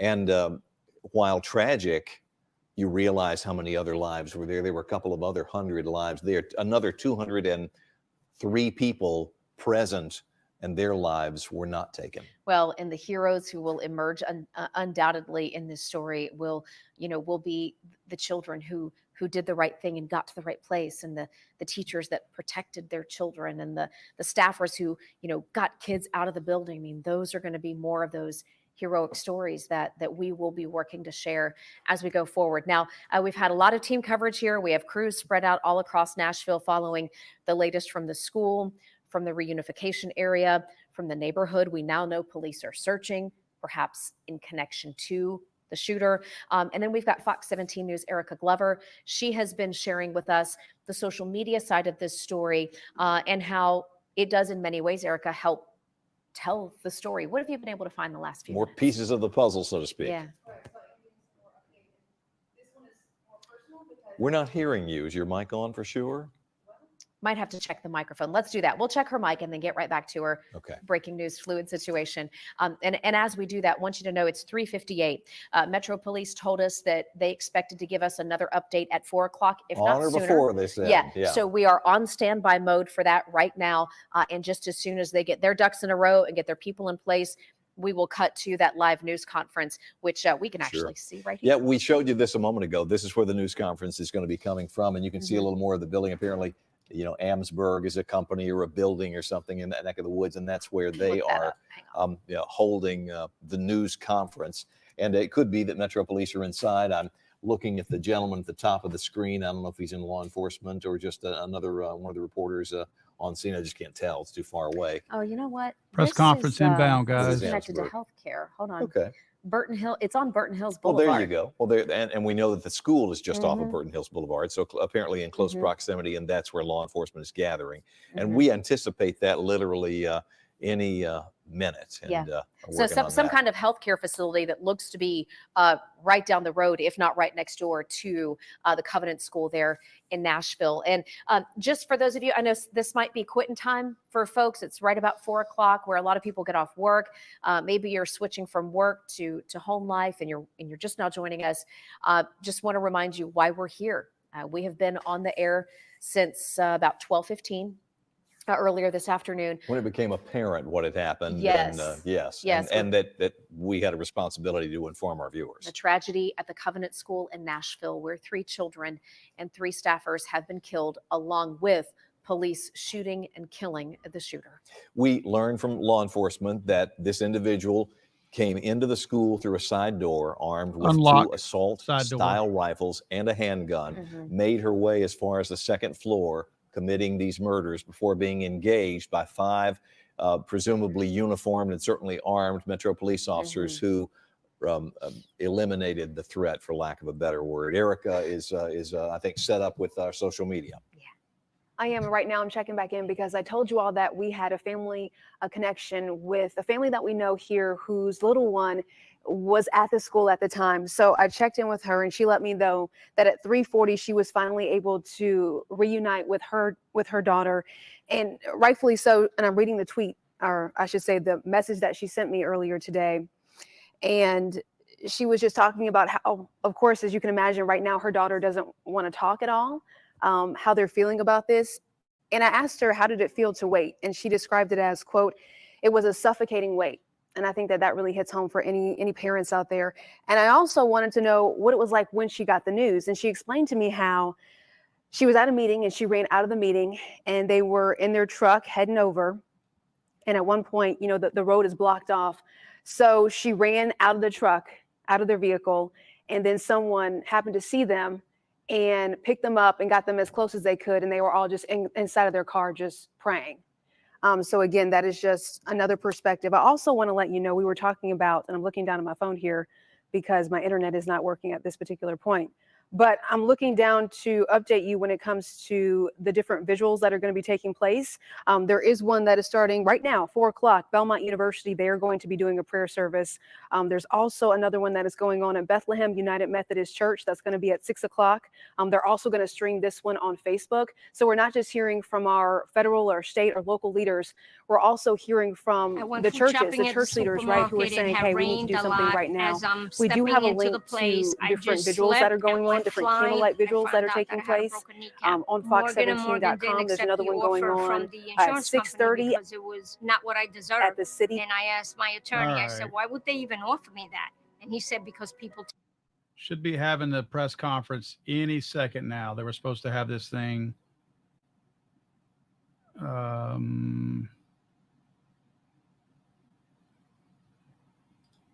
This is the live stream. My name is Christina Bissett, and I'm an attorney at Morgan & Morgan. A lot of the times clients will call up. I'll mute this during the commercial.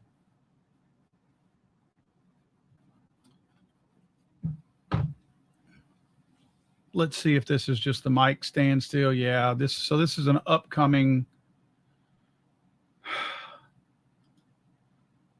press conference on that event. Let me go back to this idiot.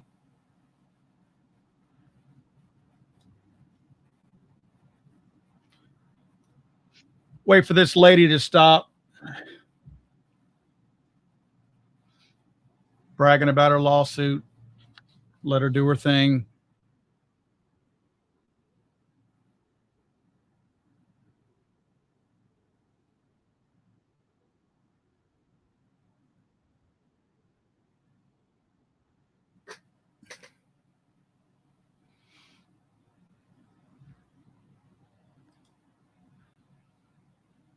All right, let's see if this broad's still yakking.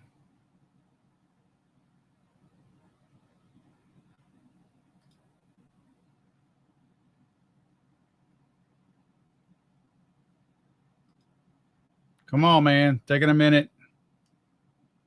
I see her live stream over there to the upper right-hand corner.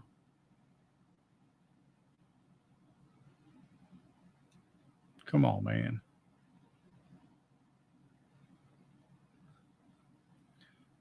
In the meantime, I'm looking at some of these other websites. And yeah, this has been politicized. I mean, the bodies aren't even room temperature yet. And this is political. Let's see. So the ages were apparently 9-year-olds. Oh, it sounds like all 3 children were 9-year-olds who were murdered.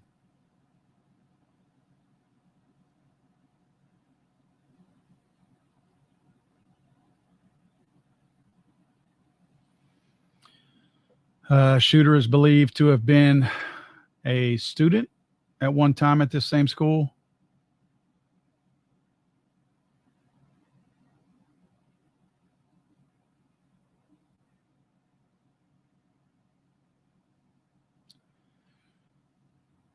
You notice how politicians all of a sudden care about people who are dead? Senator Chuck Schumer is doing his little thing, tap dancing on these graves right now. I just saw something from him. Trying to pull this. Here we go. Maybe this is it. Let's see.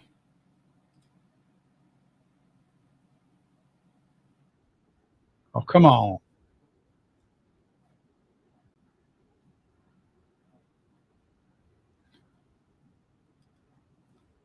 This will definitely be a push against stabilizing braces. I'm pretty sure of that.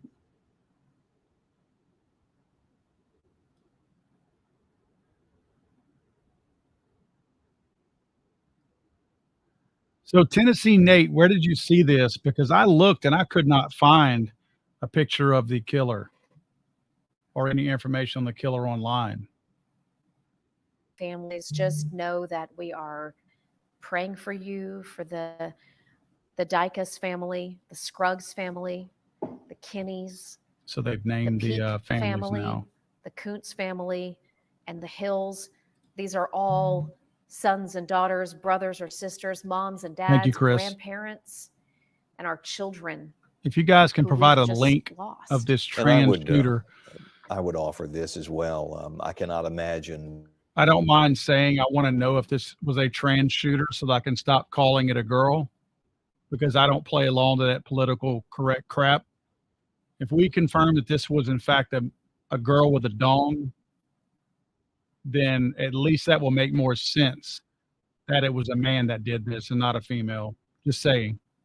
Somehow held accountable for a crime or some horrible thing that some member of my family or extended family had committed, but I would feel rotten. Well, and to your point about that person's family, I'm not sure if we've still got it available to us, but if we do, I'd like to ask if we could go back out to the neighborhood where we currently have Kylie a live Walker was crew. there, yeah. Kylie Walker gave us a live report from there just a few minutes ago, and yeah, it looks like we do. So thank you so much. Brightwood Avenue or Drive over there off of Primrose, a couple of and this is Hillsboro, Belmont area. Just a mile or two up the road from the Covenant School. Yeah, fairly so close. thank you so much to our field crews and our crews who are working in the booth right now for getting that up for us. We'll get it situated for you. But that is the neighborhood right now where police have congregated. I mean, they have swarmed this neighborhood.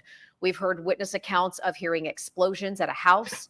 Where we assume maybe the door was Come on, blown man. open so they Supposed to could be a gain press access conference to make 9 sure minutes that ago. a trap hadn't been set. Well, and we don't have confirmation that this is the house that is directly connected to the shooter, but we do know.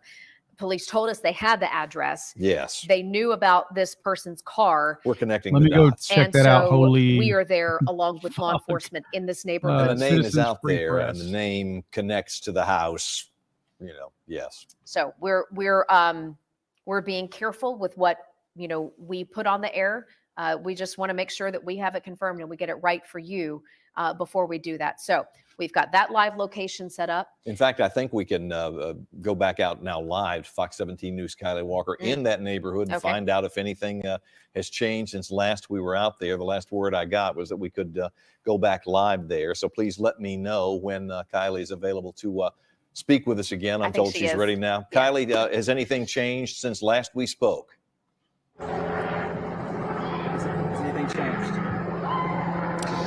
Yeah, as of right now, nothing has changed, at least in the past 10 minutes or so since we last went live. But again, if you missed it, we are at 3005 Brightwood Ave. Right now, there are helicopters overhead.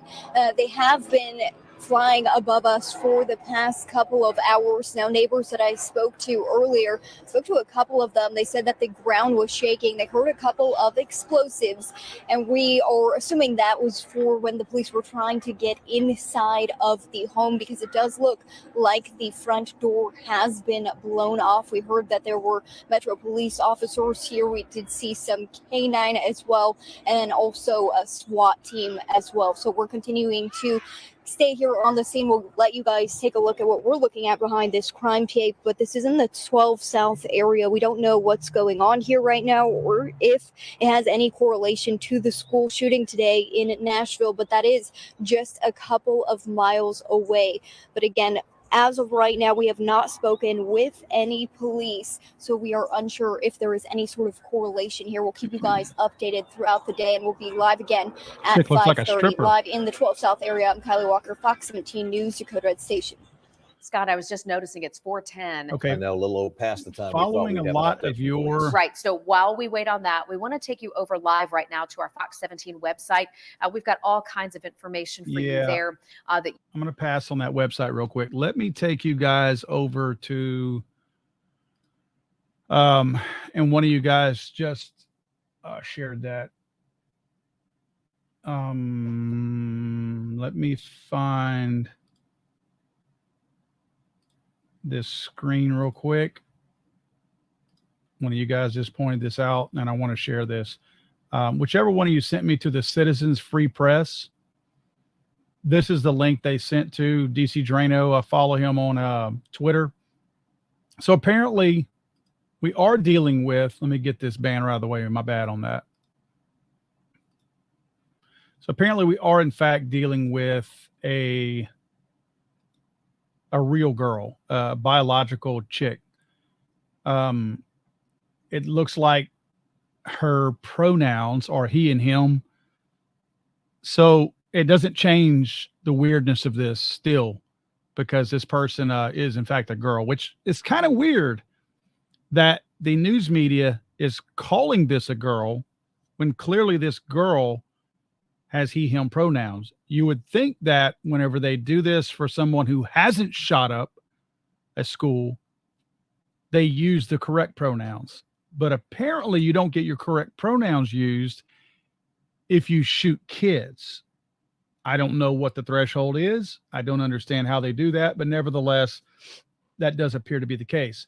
The Instagram account, Creative Aiden, apparently that was her preferred name, a boy's name, but this was a chick, according to them. This is also from Ross Alerts. NBC News is reporting and identifying a 20-year-old Nashville shooter as Audrey Hale, a biological female that identifies as a he, him on their LinkedIn. Authorities believe the transgender shooter previously attended this Christian school. With reports that all of, and I'm not signed into Twitter, so I'm not going to be able to read more on that. But this is what I know so far. So we're going to keep referring to this as a girl because that is a girl. As I stated much earlier, whenever they could not identify the shooter, I did mention that they were probably right calling the killer a girl because when you have a dead body laying there, there's only one way to decide if it's a girl or a boy. And they obviously were able to identify those key characteristics that allow you to say, yep, it's a girl, and not worry about the pronouns. So it does in fact look like this was a girl, which is really odd. My guess is you're probably, going to find that this person was abused, probably sexually, at this school.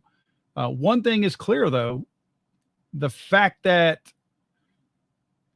it's a biological woman who thinks it's a boy is a clear indicator that there's a mental problem. That is a mental issue. You when you're looking down in your pants and you don't have anything there, but you feel like you're something other than you're not, like you don't have any meat down there, you clearly have a mental problem. I'm sorry. I mean, a psychiatrist is who you need to be speaking to. You don't need to be applauded for it. You just need to get help for it. And clearly that's what happened here. This person was mentally deranged. So now it makes it a lot easier to make that jump to how could this person have killed people? Well, they were mentally unstable. This chick thought she was a guy. So unfortunately, that is the world we live in right now. We're supposed to feel sorry about that. We're supposed to apologize for thinking like that, or not even say that we're thinking that. I'm thinking that because that's exactly what happened. I'm not stupid. And I'm also not going to paint a different picture just because it makes people feel better about what I'm saying. That is an absolute fact, what I just stated, and that's going to be what it is.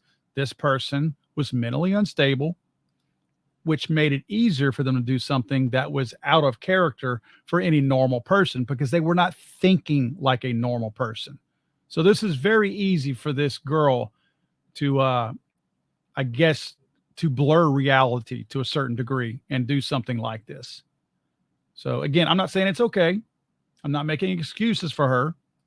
I'm just saying when you have people in your family or close friends, relatives, whichever, who think they are a different sex, gender, whatever you want to call it, help them. Find them help. Unless they're just doing it to be cool, to say, hey, look at me, I'm trans, I'm the new cool.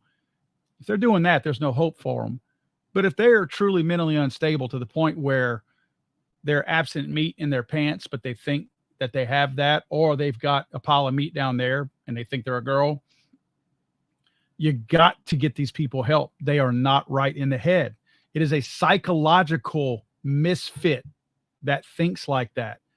This is not normal. I'm not making fun of them. I'm just stating a very clear, obvious fact that every single psychiatrist who is not politically motivated thinks and says the exact same thing. Help these people. Again, if they're not just virtue signaling and is a true problem that they possess, man, try to help them out, because this is kind of a death by cop thing here. Obviously, a lot of things going on in this person's life. Again, I am certainly not making excuses for them. I am the number one person that will stand on a hill and fight for accountability. You serve the crime, you serve your time. You get whatever consequences you have coming to you. I do not feel sorry for you when you get gunned down on a hell of fire, bullet fire, for doing something like this. But at the same time, the people around this person who thought she was a boy, maybe they could have intervened and helped a little bit. I'm sorry, guys. I'm missing the press conference over here. Let me get off of this.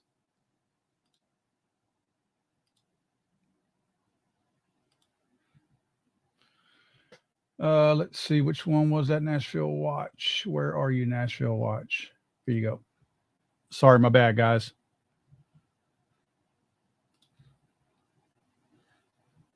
Let me get you some audio. How about that?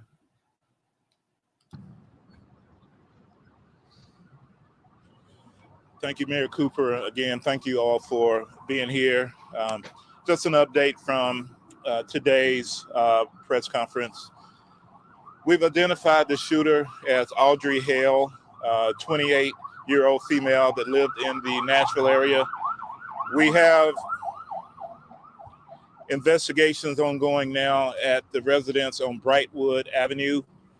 And we have made contact with the father that lived at that residence and are putting together more information. We've also determined there were maps drawn of the school in detail of surveillance, entry points, etc. We know and believe that entry was gained through shooting through one of the doors, is how they actually got into the school. I want to take the time to at least say, and I I won't don't say the believe that. victims' names, I'll let Don say that, but out of the 6 victims, 3 adults, 3 of those were children. 2 of them were age 9. 1 was 8, about to be 9. All the families have been contacted. The victims' families have been contacted as well. My thoughts and prayers go out to the family. When we send our kids to school or to any place of safety, we expect them to live, learn, have fun, and come back from that day's experience. We don't anticipate things like this. And I want to say thank you to our partners, to Chief Swan, to Glenn Funk, to our mayor for his support, to our federal partners. But also I want to say thank you to our first responders who got there and immediately went in and addressed the threat of someone that had multiple rounds of ammunition, prepared for a confrontation with law enforcement, prepared to do more harm than was actually done. And we were able to stop the threat, and unfortunately, 6 victims. So my thoughts and prayers again, but the praise go to the men and women. As I've said before, we will not wait. I was hoping this day would never, ever come here in this city, but we would never wait to make entry and to go in and to stop a threat, especially when it deals with our children. He's only saying that because of the outrage after Uvalde. That's the only reason why he's saying that. Just me. They're not saying anything. I'm going to go over the victims' names with you now. Names? The 3 Oh, the 9-year-olds victim. I'm sorry. who were killed: Evelyn Dickhouse, William Kinney, Hallie Scruggs. This is sad, man. 3 adults: Mike Hill, a custodian, age 61; Cynthia Peak, to my understanding, a substitute teacher, age 61; Golly, substitute teacher. and Catherine Kuntz, age 60. As Chief Drake said, we have identified the active shooter as Audrey Elizabeth Hale, age 28. We'll take just a few questions if you have any. Don, do we believe that she was a former student at the school? Yes, we do. Chief, you want to address that? Yes, from our investigations tell us that she was a former student at the school. I don't know what grade she's attended or grades, but we do firmly believe she was a student there. She identifies. She does identify as transgender, yes. Is there any reason to believe the shooter first went to the church before going to the school? I can't give you that information. Unsure. We know that the minute the calls came in, we responded to the church, so to the school. To the school. Yeah. Yeah. Was it like 2 officers that went in when they first got there? Do you know how many there was when they first got there? So it was 5 officers that immediately went in and addressed. We have video that we're going to release, but you can see in the video, you can hear gunfire going on as they're in the school. They address the threat and take that threat down. Chief, what do we know about the weapons? So we know there were 2 AR-style weapons, one a rifle, another was an AR-style pistol, and the other was a handgun. AR-style pistol. We believe I told you there was a 2 of those stabilizing have been brace. Guarantee obtained you. legally, locally here. Guarantee you a stabilizing brace on there. Was what? There was some, I don't know her exact capacity within the school, but it was higher up in the echelon. Were any of the children victims related to any of the school staff? Unsure. I believe one may have been, but I can't confirm that. Did the shooter have any criminal history at all? No history at all. And no motive at this point? Anything discovered in the apartment or house?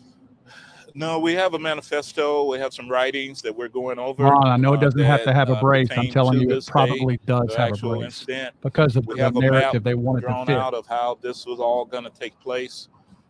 There's right now a theory of that we may be able to talk about later, but it's not confirmed, and so we'll put that out as soon as we can. And Chief, is there any reason to believe that how she identifies with white? I'm sorry, I knocked someone's mic over. I didn't hear you. Say that again, sir. Is there any reason to believe that how she identifies has any motive for targeting the school? We can give you that at a later time. There is some theory to that. We're investigating all the leads, and once we know exactly, we'll let you know. So was this a targeted attack? It was.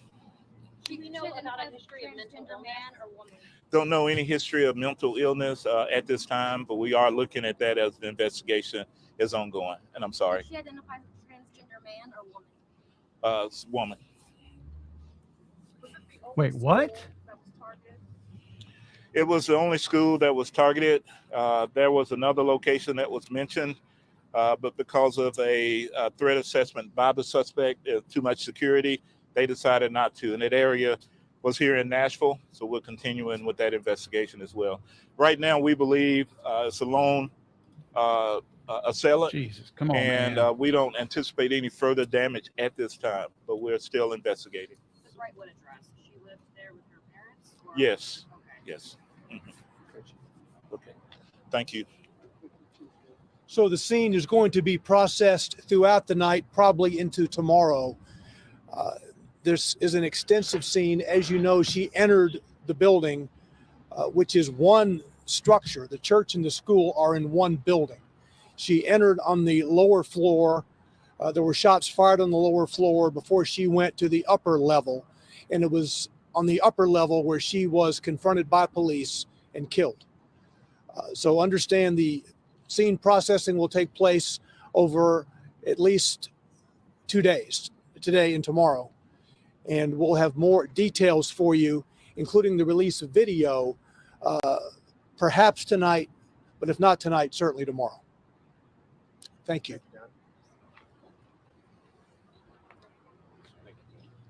All right, that'll do it for the most recent update from Metro Police regarding the investigation into this morning's tragedy at the Covenant School. So much to unpack here. Oh gosh, we learned so many new details here. Let's coming together. Let's break it down here. Starting with, police have now confirmed the name of Audrey Hale, which is the name we've had for some time. I'm totally and it is the confused right Brightwood now. Avenue address where she apparently lives with her parents. We have come to understand that she identifies as a transgender woman, having transitioned from male to female, at least outwardly. And the police chief said So it's that a we are boy. working with a theory that played some role in what happened, and we will shed more light on it at a later date. Well, Now and the it reason they makes know sense. that is police just confirmed, in case you missed it, police just confirmed Audrey Elizabeth Hale, 28 years old, who lived in Nashville, just a couple of miles from the school, we believe, had a manifesto, had maps drawn up in detail of the Covenant How School. I'm going to do this. You guys where were I'll calling gain it the whole entry. time. Entry Yes. points. We also knew But they were that saying she shot through a door in order to that get they in. were saying So they that had this killer security, which earlier every transitioned school I've ever seen has glass windows that boy. could be shot out and one could get in. Now they're But confirming the door was locked. and transition she to a girl. So it was a planned, boy. Through, I guess, her knowledge of the building that I can get Mhm. access here. Maybe they won't hear this and I'll be able to get in. And she did make it to the second floor where law enforcement engaged Well- her. Although fired shots on that first floor as she made her way in and up. Right. And so the calls go out, police respond. We heard Mayor John Cooper mention 14 minutes. Now, I actually want to work to get a clarification on what he was saying, because it almost sounded like the officers were under fire and engaged for 14 minutes. But Or maybe not that was true. from beginning to end, right. where we got the call at this time and within 14 minutes on scene, everything had Right. played out and the shooter is down. Yeah. So if our crews can hear us right now, or our That's a assignment question we desk, have. that's what we want to know. Was he referring to a 14-minute response time, or 14 minutes as in the amount of time that those 5 officers were engaged with And it was Audrey over. Elizabeth Hale. I Yes. have to believe it was the second. Well, we also But know yeah, we want to know that. Yeah, we're trying to figure that out. there is no reported criminal history for Audrey For this Hale. guy? They didn't really have anything to say as Let me far as change my, mental health with Nope. Audrey Hale. We know And we the mental speculate health. because you wonder. Sure. We do know she's a former student. Don't know This how guy long it's thinks he's been. a chick. One could speculate in the Christian community transitioning to a different sex is very controversial, to say the least. It's not possible to Were there transition to a hard different feelings sex. about Just know that. not being Let's received? see. Let me change this And is heading. that what motivated them? And that's what you think when the 28-year-old. chief says we're exploring a theory in which that transition and apparently this transgender woman was an art student. There, I corrected it. Now, police did mention the 2 AR-style weapons plus a handgun. He They said believe it was AR style too, and I wondered what that meant, an AR style handgun. And maybe it is some sort of It's an AR pistol, you dude. buy these kits, And I guarantee it has a and they can stabilizing be break. made short no gun versus longer- long gun. Yes, yes, but Mhm. he said the handgun was an AR style too. He said 2 of them they believe were purchased legally here in the area. And yes, this was in fact a targeted attack. And they say they know that based Yep. on that manifesto, the maps, Manifesto, the security maps points, of the and whatever school. history existed here. I thought it was interesting too that the chief indicated that there was a secondary target that was identified in those Yeah, papers, yeah. and a threat assessment was made by the shooter in this case, this Audrey Hale, to say there was too much security at that place, so I won't hit that place. And that is to say, maybe I'd be taken out before I got to do what I was going to do, so I picked a softer target. Yeah.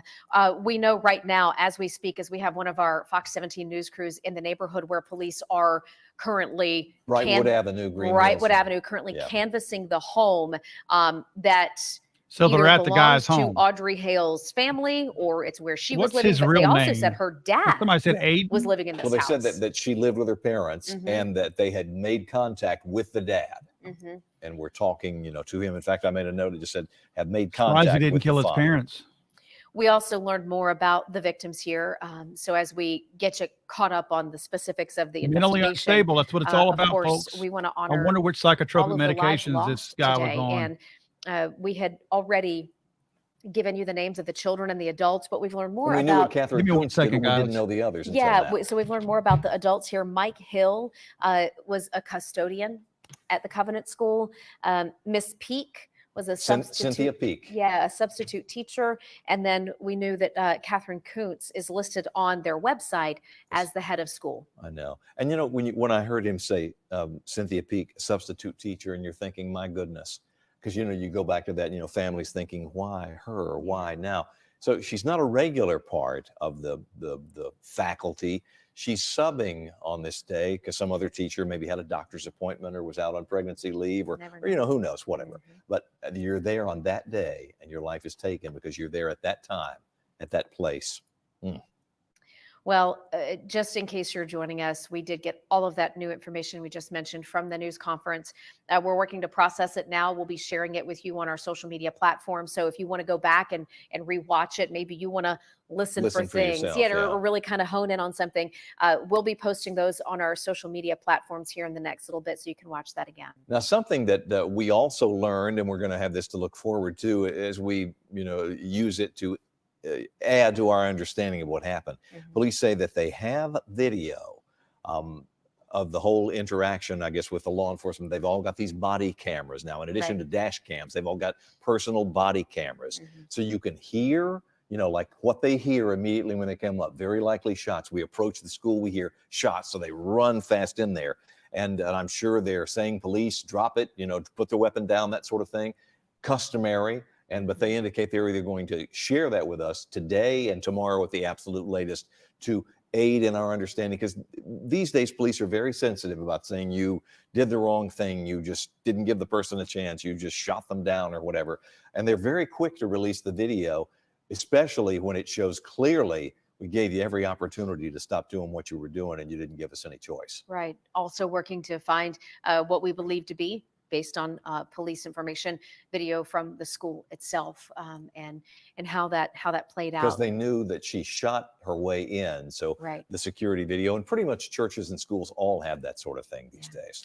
All right, so it's 4:33 right now. For those of you who are just now joining us, maybe you just got off work, we want to say good afternoon and thank you for joining us for Fox 17 News. Just do a quick little reset here. I'm Jennifer Waddell. I'm Scott Couch. We normally don't see one another. Jennifer works in the morning. I sleep while she works, and she returns the favor. That's right. But today, in these extraordinary circumstances, our paths have intersected. We used to live in the same community. Kids went to school nearby, attended the same church. Yeah. Yeah. This is all about family at the end of the day. You know, what we have seen happen today, this tragedy impacts so many families, not just the moms and the dads and the children who we lost today, but when you look at their work communities, the school communities, the church communities, right? These children who might have been involved in sports, right?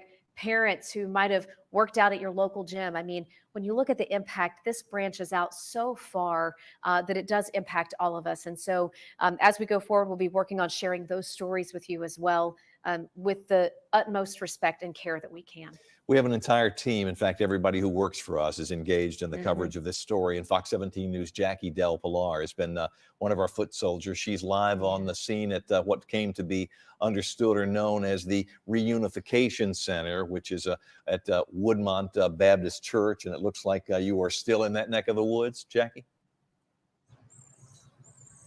Scott, yes, I'm still at the Reunification Center, but things do seem to be slowing down here. Most folks have left the church. Most families were gone in the past couple of hours, but there are still several folks here, several law enforcement, and several people still walking out. You can see some folks walking off down the stairs right there right now. It's been a very emotional day here at the Reunification Center. Of course, this is the safe place that families were told to go to meet up with their children following that shooting. When I first got here this morning, there were school buses here full of people, adults and children, streaming off of that school bus.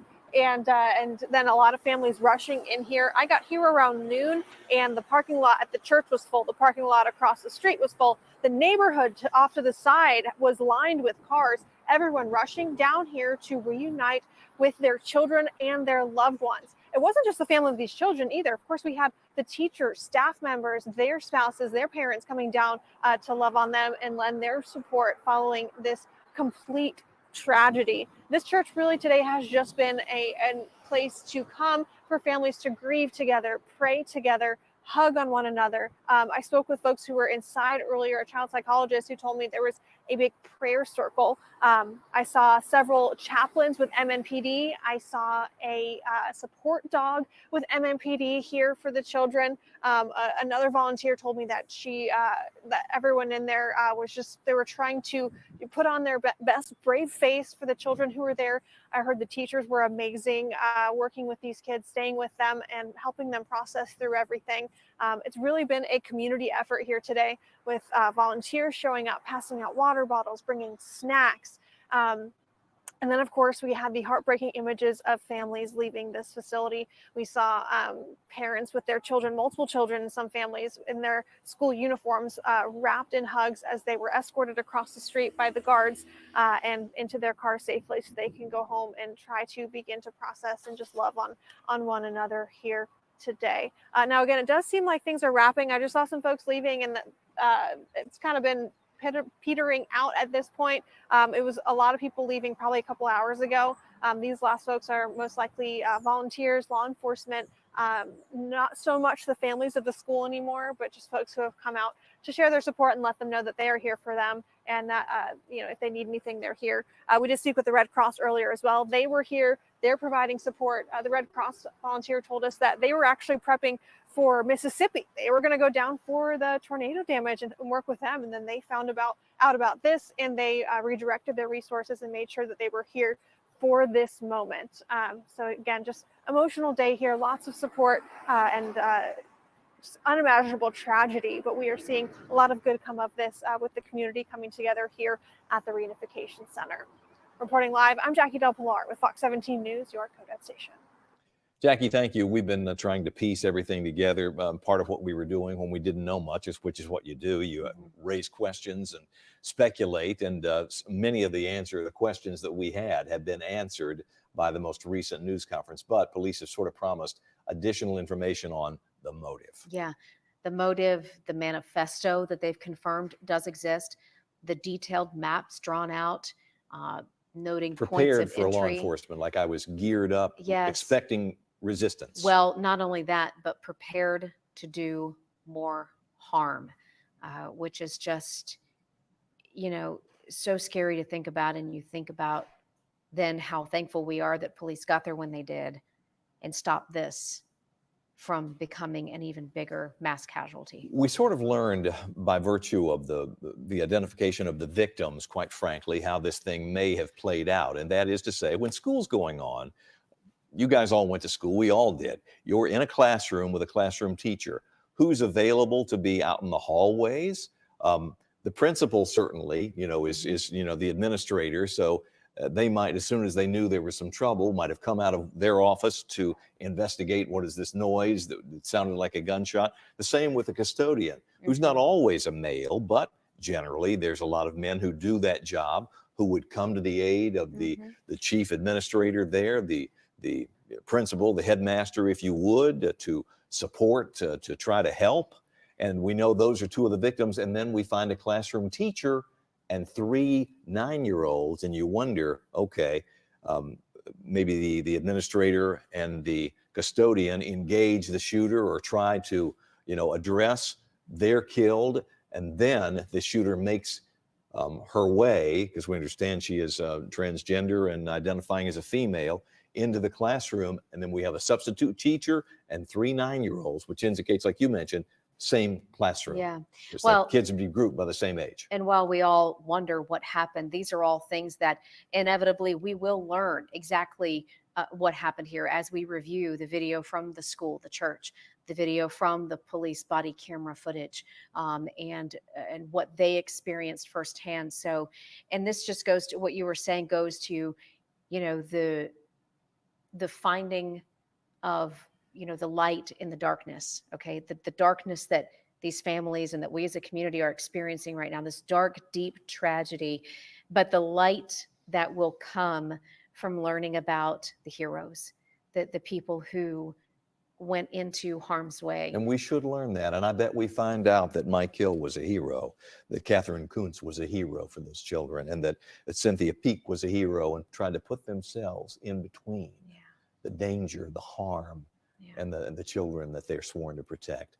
Let's go live now to Fox 17's Amanda Chen, who was at that news conference and had an opportunity to hear what we, heard and absorbing things and get her impressions.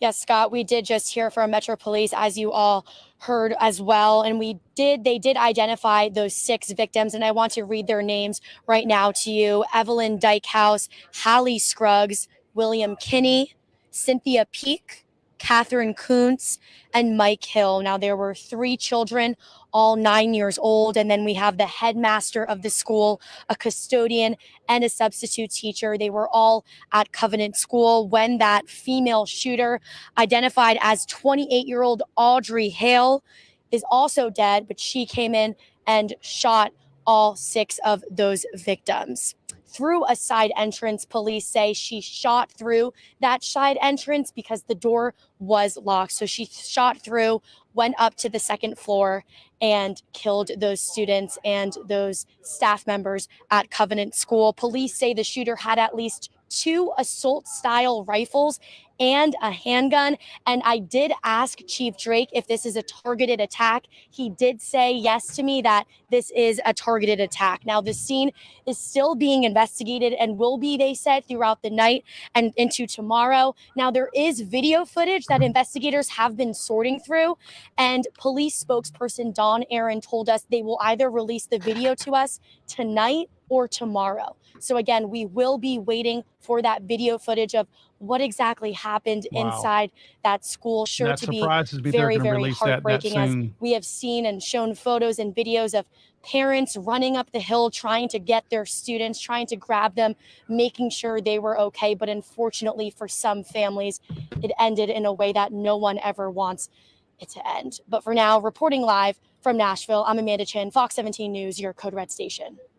Amanda, thank you. And we continue to have our Kylie Walker in the neighborhood there, 3005 Brightwood Avenue, where we learned that Audrey Hale lives with her parents. And we've got, this may be His a live parents, picture dude. from there, if not certainly video from that scene. Mhm. And people are, this is a live picture, I'm told. Okay. So law enforcement's clearly there. And I'm trying to look at the backs of these things to see if these are federal agents. And I think they may be. Okay, yeah, I'm trying to look. No, that's Metro Police.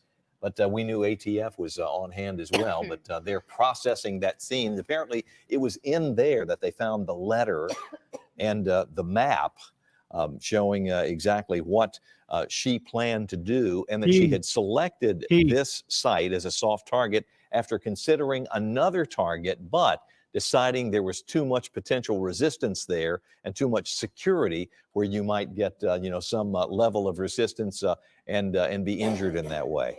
Let me give you a rundown again on exactly where we've been. All this began to play out at 10:13 in the morning. That's when Metro Police tell us they received a call from the Covenant School in the Burton Hills neighborhood in Green Hills that shots had been fired. Police immediately responded to that scene and tell us that they entered the school with 5 police officers and heard shots as they were entering, where they engaged a 28-year-old woman that we now know as Audrey Hale and exchanged gunfire and shot and killed her.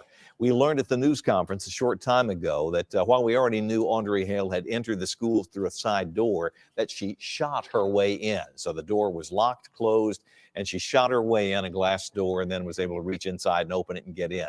Made her way up to the second floor, and that's where, when she was armed with 2 assault AR-style rifles and an AR-style handgun, referring to AR-15, a semi-automatic weapon that a lot of people like, and in terms of having guns that can do maximum damage because of the velocity those shells come out at, and was engaging with people in the school, shooting the custodian, Mike Hill, a substitute teacher, Cynthia Peak, and Catherine Kuntz, who we now know is a 61-year-old woman who was the head mistress, before being shot to death. And then subsequently, we find out that through police that the fact that this suspect, this woman, Audrey Hale, is a transgender woman, identifies as a woman, that this whole process of transitioning and maybe how they were perceived, received, accepted, rejected, may well have played a role in the motive for what happened. She said, we're operating on a theory, a hypothesis, and we're going to offer more on that. But clearly, the theory indicated is that was we a had part a of the mentally thought process. We disturbed think this has person something to who do. thought he was a woman. And you have You to okay? wonder, yeah, sorry about that. Just had to step Gee. away for a second. You have to wonder whether that brings any level of closure, right? Because in some situations, we have a mass shooter who is killed, and there's Other fingers, like the part of a cell or something. nothing left behind that gives you any clues Like the Las as Vegas to why. shooting. Some person gets in the hotel room, Right. shoots a bunch of people at a country concert, and to this day, we don't know why. Correct. What? Right. Why? Right. And we had a woman from Tennessee that was. That's because the you know, FBI worked is in hiding that one in Las So Vegas. just, you This know, one is obvious. We have a it's very mentally quickly starting to come together here, right? I mean, deficient and sometimes boy puzzle. who thinks details he's a like girl. this take weeks He's got a pecker. or months to come out. So this is coming together rather quickly. Perhaps that helps people at least process Mr. the Barstow, why part, right? Which is what we've been saying. Let me say all this day. real quick. That's what you wonder know, first. why- Why? These people are social justice activating or being activists right now. I wanted to who was it? Where is this? Gosh, come on, man. Somebody just said that it was a woman, an actual woman. It's not. I thought the same thing earlier, just so you guys know. And I want to point this out here in a second also. We got a big show going on tonight. I hope you guys will join me there. Yeah, folks, we thought earlier, now that's going to fall, right? It's loose, that's why. We thought earlier that this was a woman, a biological woman who thought she was a guy. The police chief at the news conference, and you can go back on this live stream because it's on here about, oh gosh, what, 20 minutes ago? It's a black guy, a police chief. If you know what I'm telling you, if you want to scrub, go look for the black police officer. That's apparently the police chief. Somebody specifically asked, was the shooter transition, because it's confusing, was the shooter transitioning to a male or a female? He thought about it, and he specifically said transitioning to a female. I wondered why they kept in the news referring to this killer as a she and as a woman, because the mainstream media usually loves them some trans people. And I wondered, wow, it's kind of weird that and I said it on the live stream, that they're referring to this person as a she whenever she's transitioning to a male. And they never do that. They always like to give the fake identity of the person who has the mental problem. Well, they were wrong. The police chief said that this person was transitioning to a female, which means this was a male, which also says or paints the picture of the why. Because I said much earlier in this live stream that it's not common for a female. Biologically, women don't have the same chemical makeup and chemical compound, I'm talking about psychologically, as men. They don't have these reactionary things where they want to go blow up people and shoot schools and all that. It's not common. That's why you don't see that happening very often. So now this fits the bill because it was a guy. This is a guy that shot people who thinks he's a female. Now, it's kind of weird. What's throwing me off, and I'll show you guys. This throws me off. This is why the police chief said that this person was transitioning to a female. And let me take this off of there. But we also have this, which makes me think they might be wrong. I can't tell by looking at this person. I don't see Adam's apple. I know that sounds kind of funny, but I just don't. This right here, that's the person who is supposed to be a boy who says he's transitioning to a girl. That's their LinkedIn. And if you notice, look right there. Can I get closer? Gosh, that was the closest I could get. Well, anyway, right under or right next to the person's name, it says he, him. So that's where I'm still confused because this person had a girl's name and could have easily put a boy's name if he was transitioning to a boy, but said he identifies as a he or a him, which is absolutely stupid. We should stop letting people pre-assign or self-assign their own pronouns because they are what they were born as. So I'm still confused, but the police chief did say that this person is transitioning to a boy, to a man, to a male. So, and if you look at it, I mean, I can see this being a girl or a boy. The way the neck is, I don't see the Adam's apple, but I mean, it's very clearly could be up there. This is a young person, 28 years old, but they're saying that this is a boy. They still call him a girl, but this is a boy, according to the police chief a little bit earlier today. I have this sign right here that says, join me at 8 p.m. Central Standard Time for more at Thinktown Podcast on YouTube.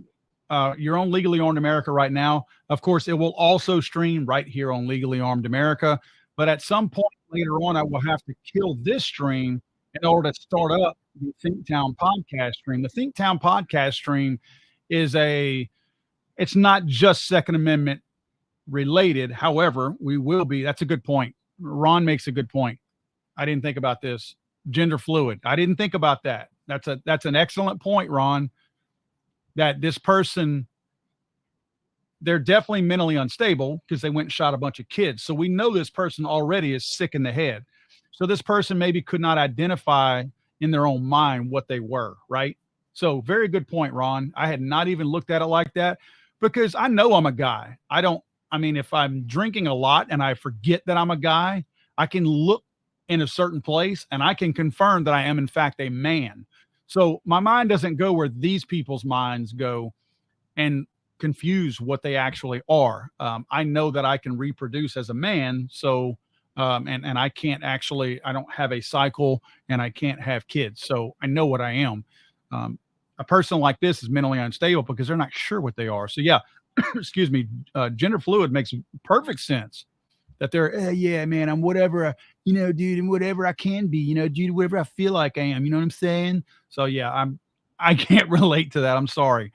But yeah, join us at the Think Town podcast. Think Town is another project that I'm working on, or that I work on, where there's 4 of us on a panel. There's me, Chad Marino, Kendall Pruitt, and Mackenzie Thorne, 3 guys and a girl. Very good podcast, very good information. We talk about current events, not just Second Amendment related, but tonight's show will be strictly about this shooting. By then, I'll have a heck of a lot more information to share. We're still putting pieces of this together right now, but I'll have it all put together at that point at 8 o'clock tonight. So we're 3 hours away from this podcast. I'm going to leave this stream going, guys, because I think it's a good stream. There's a lot of good conversation. Look, guys, I've learned a lot from you all in this stream today. So thank you for those that have participated. It's been awesome. But you definitely want to check out this Think Town podcast tonight. We're going to have a ton of information. We're going to be able to put more of this crap up there. This is an excellent point too. I want where did Robert? I see what you're saying. Yes. I wrote this down in my notes earlier. Robert, you're spot on, brother. You say just a couple weeks ago, Jane, I know what you're saying. You meant Fonda right there. Jane Fonda said to murder pro-life Christians. That's exactly right. Jane Fonda said that we needed to attack pro-life people who, I mean, she did not apologize for that. And she was not joking. She was on The View and said that pro-life people needed to be murdered. This killer today went into a private school that is a Christian school and murdered 6 people. At what point do we hold people accountable for the things that they say? I agree with free speech. I totally do. But I don't agree with telling wackos on the far left or far right, however you want to identify it, to go kill people. I don't think that's right, because there are a lot of mentally unstable people like this guy right here that shot this school up today, who will do stupid things because they are mentally not right. I heard I'm going to go back to this screen right here because they're still on. I heard one of these newscasters today on this channel that I'm streaming right now state that when they mentioned this was a trans person, they said, unfortunately, it's a trans person, the name of the covenants, but we don't know if they had any mental issues. Attached to the names of Dude, other schools. you just told me what their mental issue is. It's a biological boy who thinks it's a girl. That's the mental issue. Texas. Do you have to dig any deeper for that? I can promise you, if you dig even the slightest and look past the obvious that it's a boy who thinks it's a girl, you're going to find a ton of stuff out there. This person had a manifesto. I promise you their manifesto will say throughout it I don't know how they weren't accepted and they were ostracized and all that good stuff. I'm going to let me clear Okay, this up. I'm getting like calls from several different people. I'm going live for Vegas right now. Sorry. Hold on, we'll go to you. And Sugar. alleged hush money payments. Oh, gosh. Shopping at the Get rid of this. supermarket, it had rained a lot as I'm stepping. Let me kill the audio on this stupid commercial that keeps showing. Let's see. Was it this chick right here was fixing to go live? Let's see where they're at. I'm going to have to mute the commercial because we've heard it a gazillion times today. A lot as I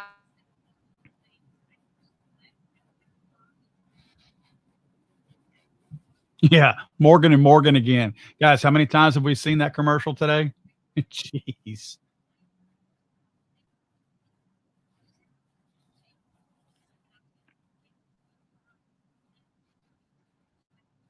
Again, don't forget to go to the Think Town podcast tonight. The Think Town podcast.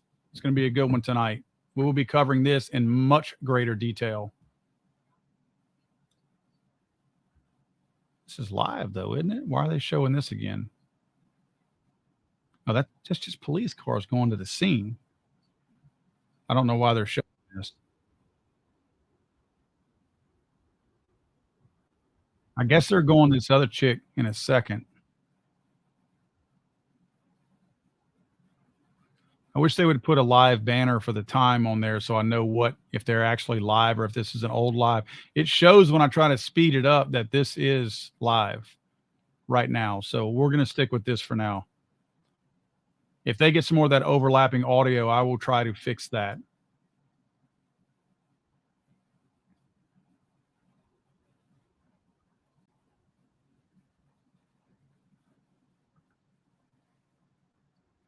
Thank you, Robert. I appreciate you, brother. Robert said he's subbed to Thinktown and he'll be there. Appreciate you, man. Trying to grow that channel over there, get more people to follow that. Obviously, I have a lot more thoughts besides just Second Amendment. And this gives us a chance to talk about some of the more conservative stuff out there that's happening on a daily basis. And I don't want to put that stuff all the time on my Legally Armed America channel, simply because most time people come to my channel for Second Amendment related stuff or firearms related. And I'm just, out of a courtesy, I try to keep that kind of separated, if you will. So that's why we're creating another channel, so that we can still have an outlet to talk about things like this. Andrew, thank you, man. I appreciate it. Guys, I don't expect you guys to do this, but people like Andrew, I appreciate you guys supporting the channel. Andrew says, brother, I trust you more than anything on TV, but I appreciate it. But this was a dude pretending to be a chick, not vice versa. Man, that's what they're, if you look, if you look in the live stream, like, I don't know if you can go back during a live stream because we're on the same live stream now. But this, I'm going to see if I can find it. This guy, the police chief, like, he paused on the answer, like he wasn't sure. And guys, look, I'm not, those of you that follow my channel know I'm not arguing with you about that. I'm telling you how freaking confusing it is right now, because all day long, I was just like you all, because I looked at this person's LinkedIn channel and it's got a girl's name, but says identifies as he or him. So I'm like, okay, well, it's a chick who thinks he's a boy or thinks she's a boy. So for hours, I thought that. Then this police chief gets specifically asked that, because they're just as confused as me on this. They say, was this shooter transitioning to be a female or a male? He said, transitioning to be a female, which means he's an actual boy. I'm just telling you what he said. I mean, that was his words. I will find that link. I'll tell you what, by tonight, whenever at 8 o'clock tonight, in 3 hours, when we do our Thinktown podcast, I will have that clip and I will share you guys. I'm so damn confused right now. That was like total confusion to me, because I was sold that this was a chick who thought she had a thing, you know. Again, I got to post this again. I know we're not ones that usually show killers' pictures, but I want y'all's opinion on this. All right, here you go. Girl or boy? Girl or boy? Audrey Hale, parentheses, he, him. This was this person's own LinkedIn channel, their own. In fact, you know what? I think I have another picture of this person. I think I just ran across a bunch of pictures a while ago. And I think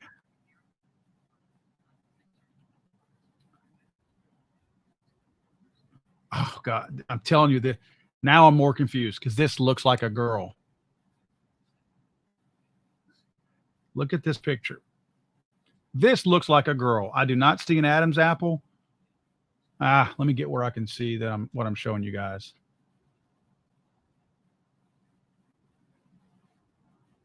That looks like a girl to me. I'm sorry, guys. I am not trying to confuse everybody even more, but damn, that looks like a girl dressing up like a boy. That really does.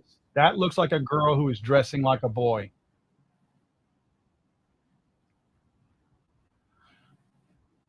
Maybe the guy was wrong. I will tell you this, and I'm going to cover this much more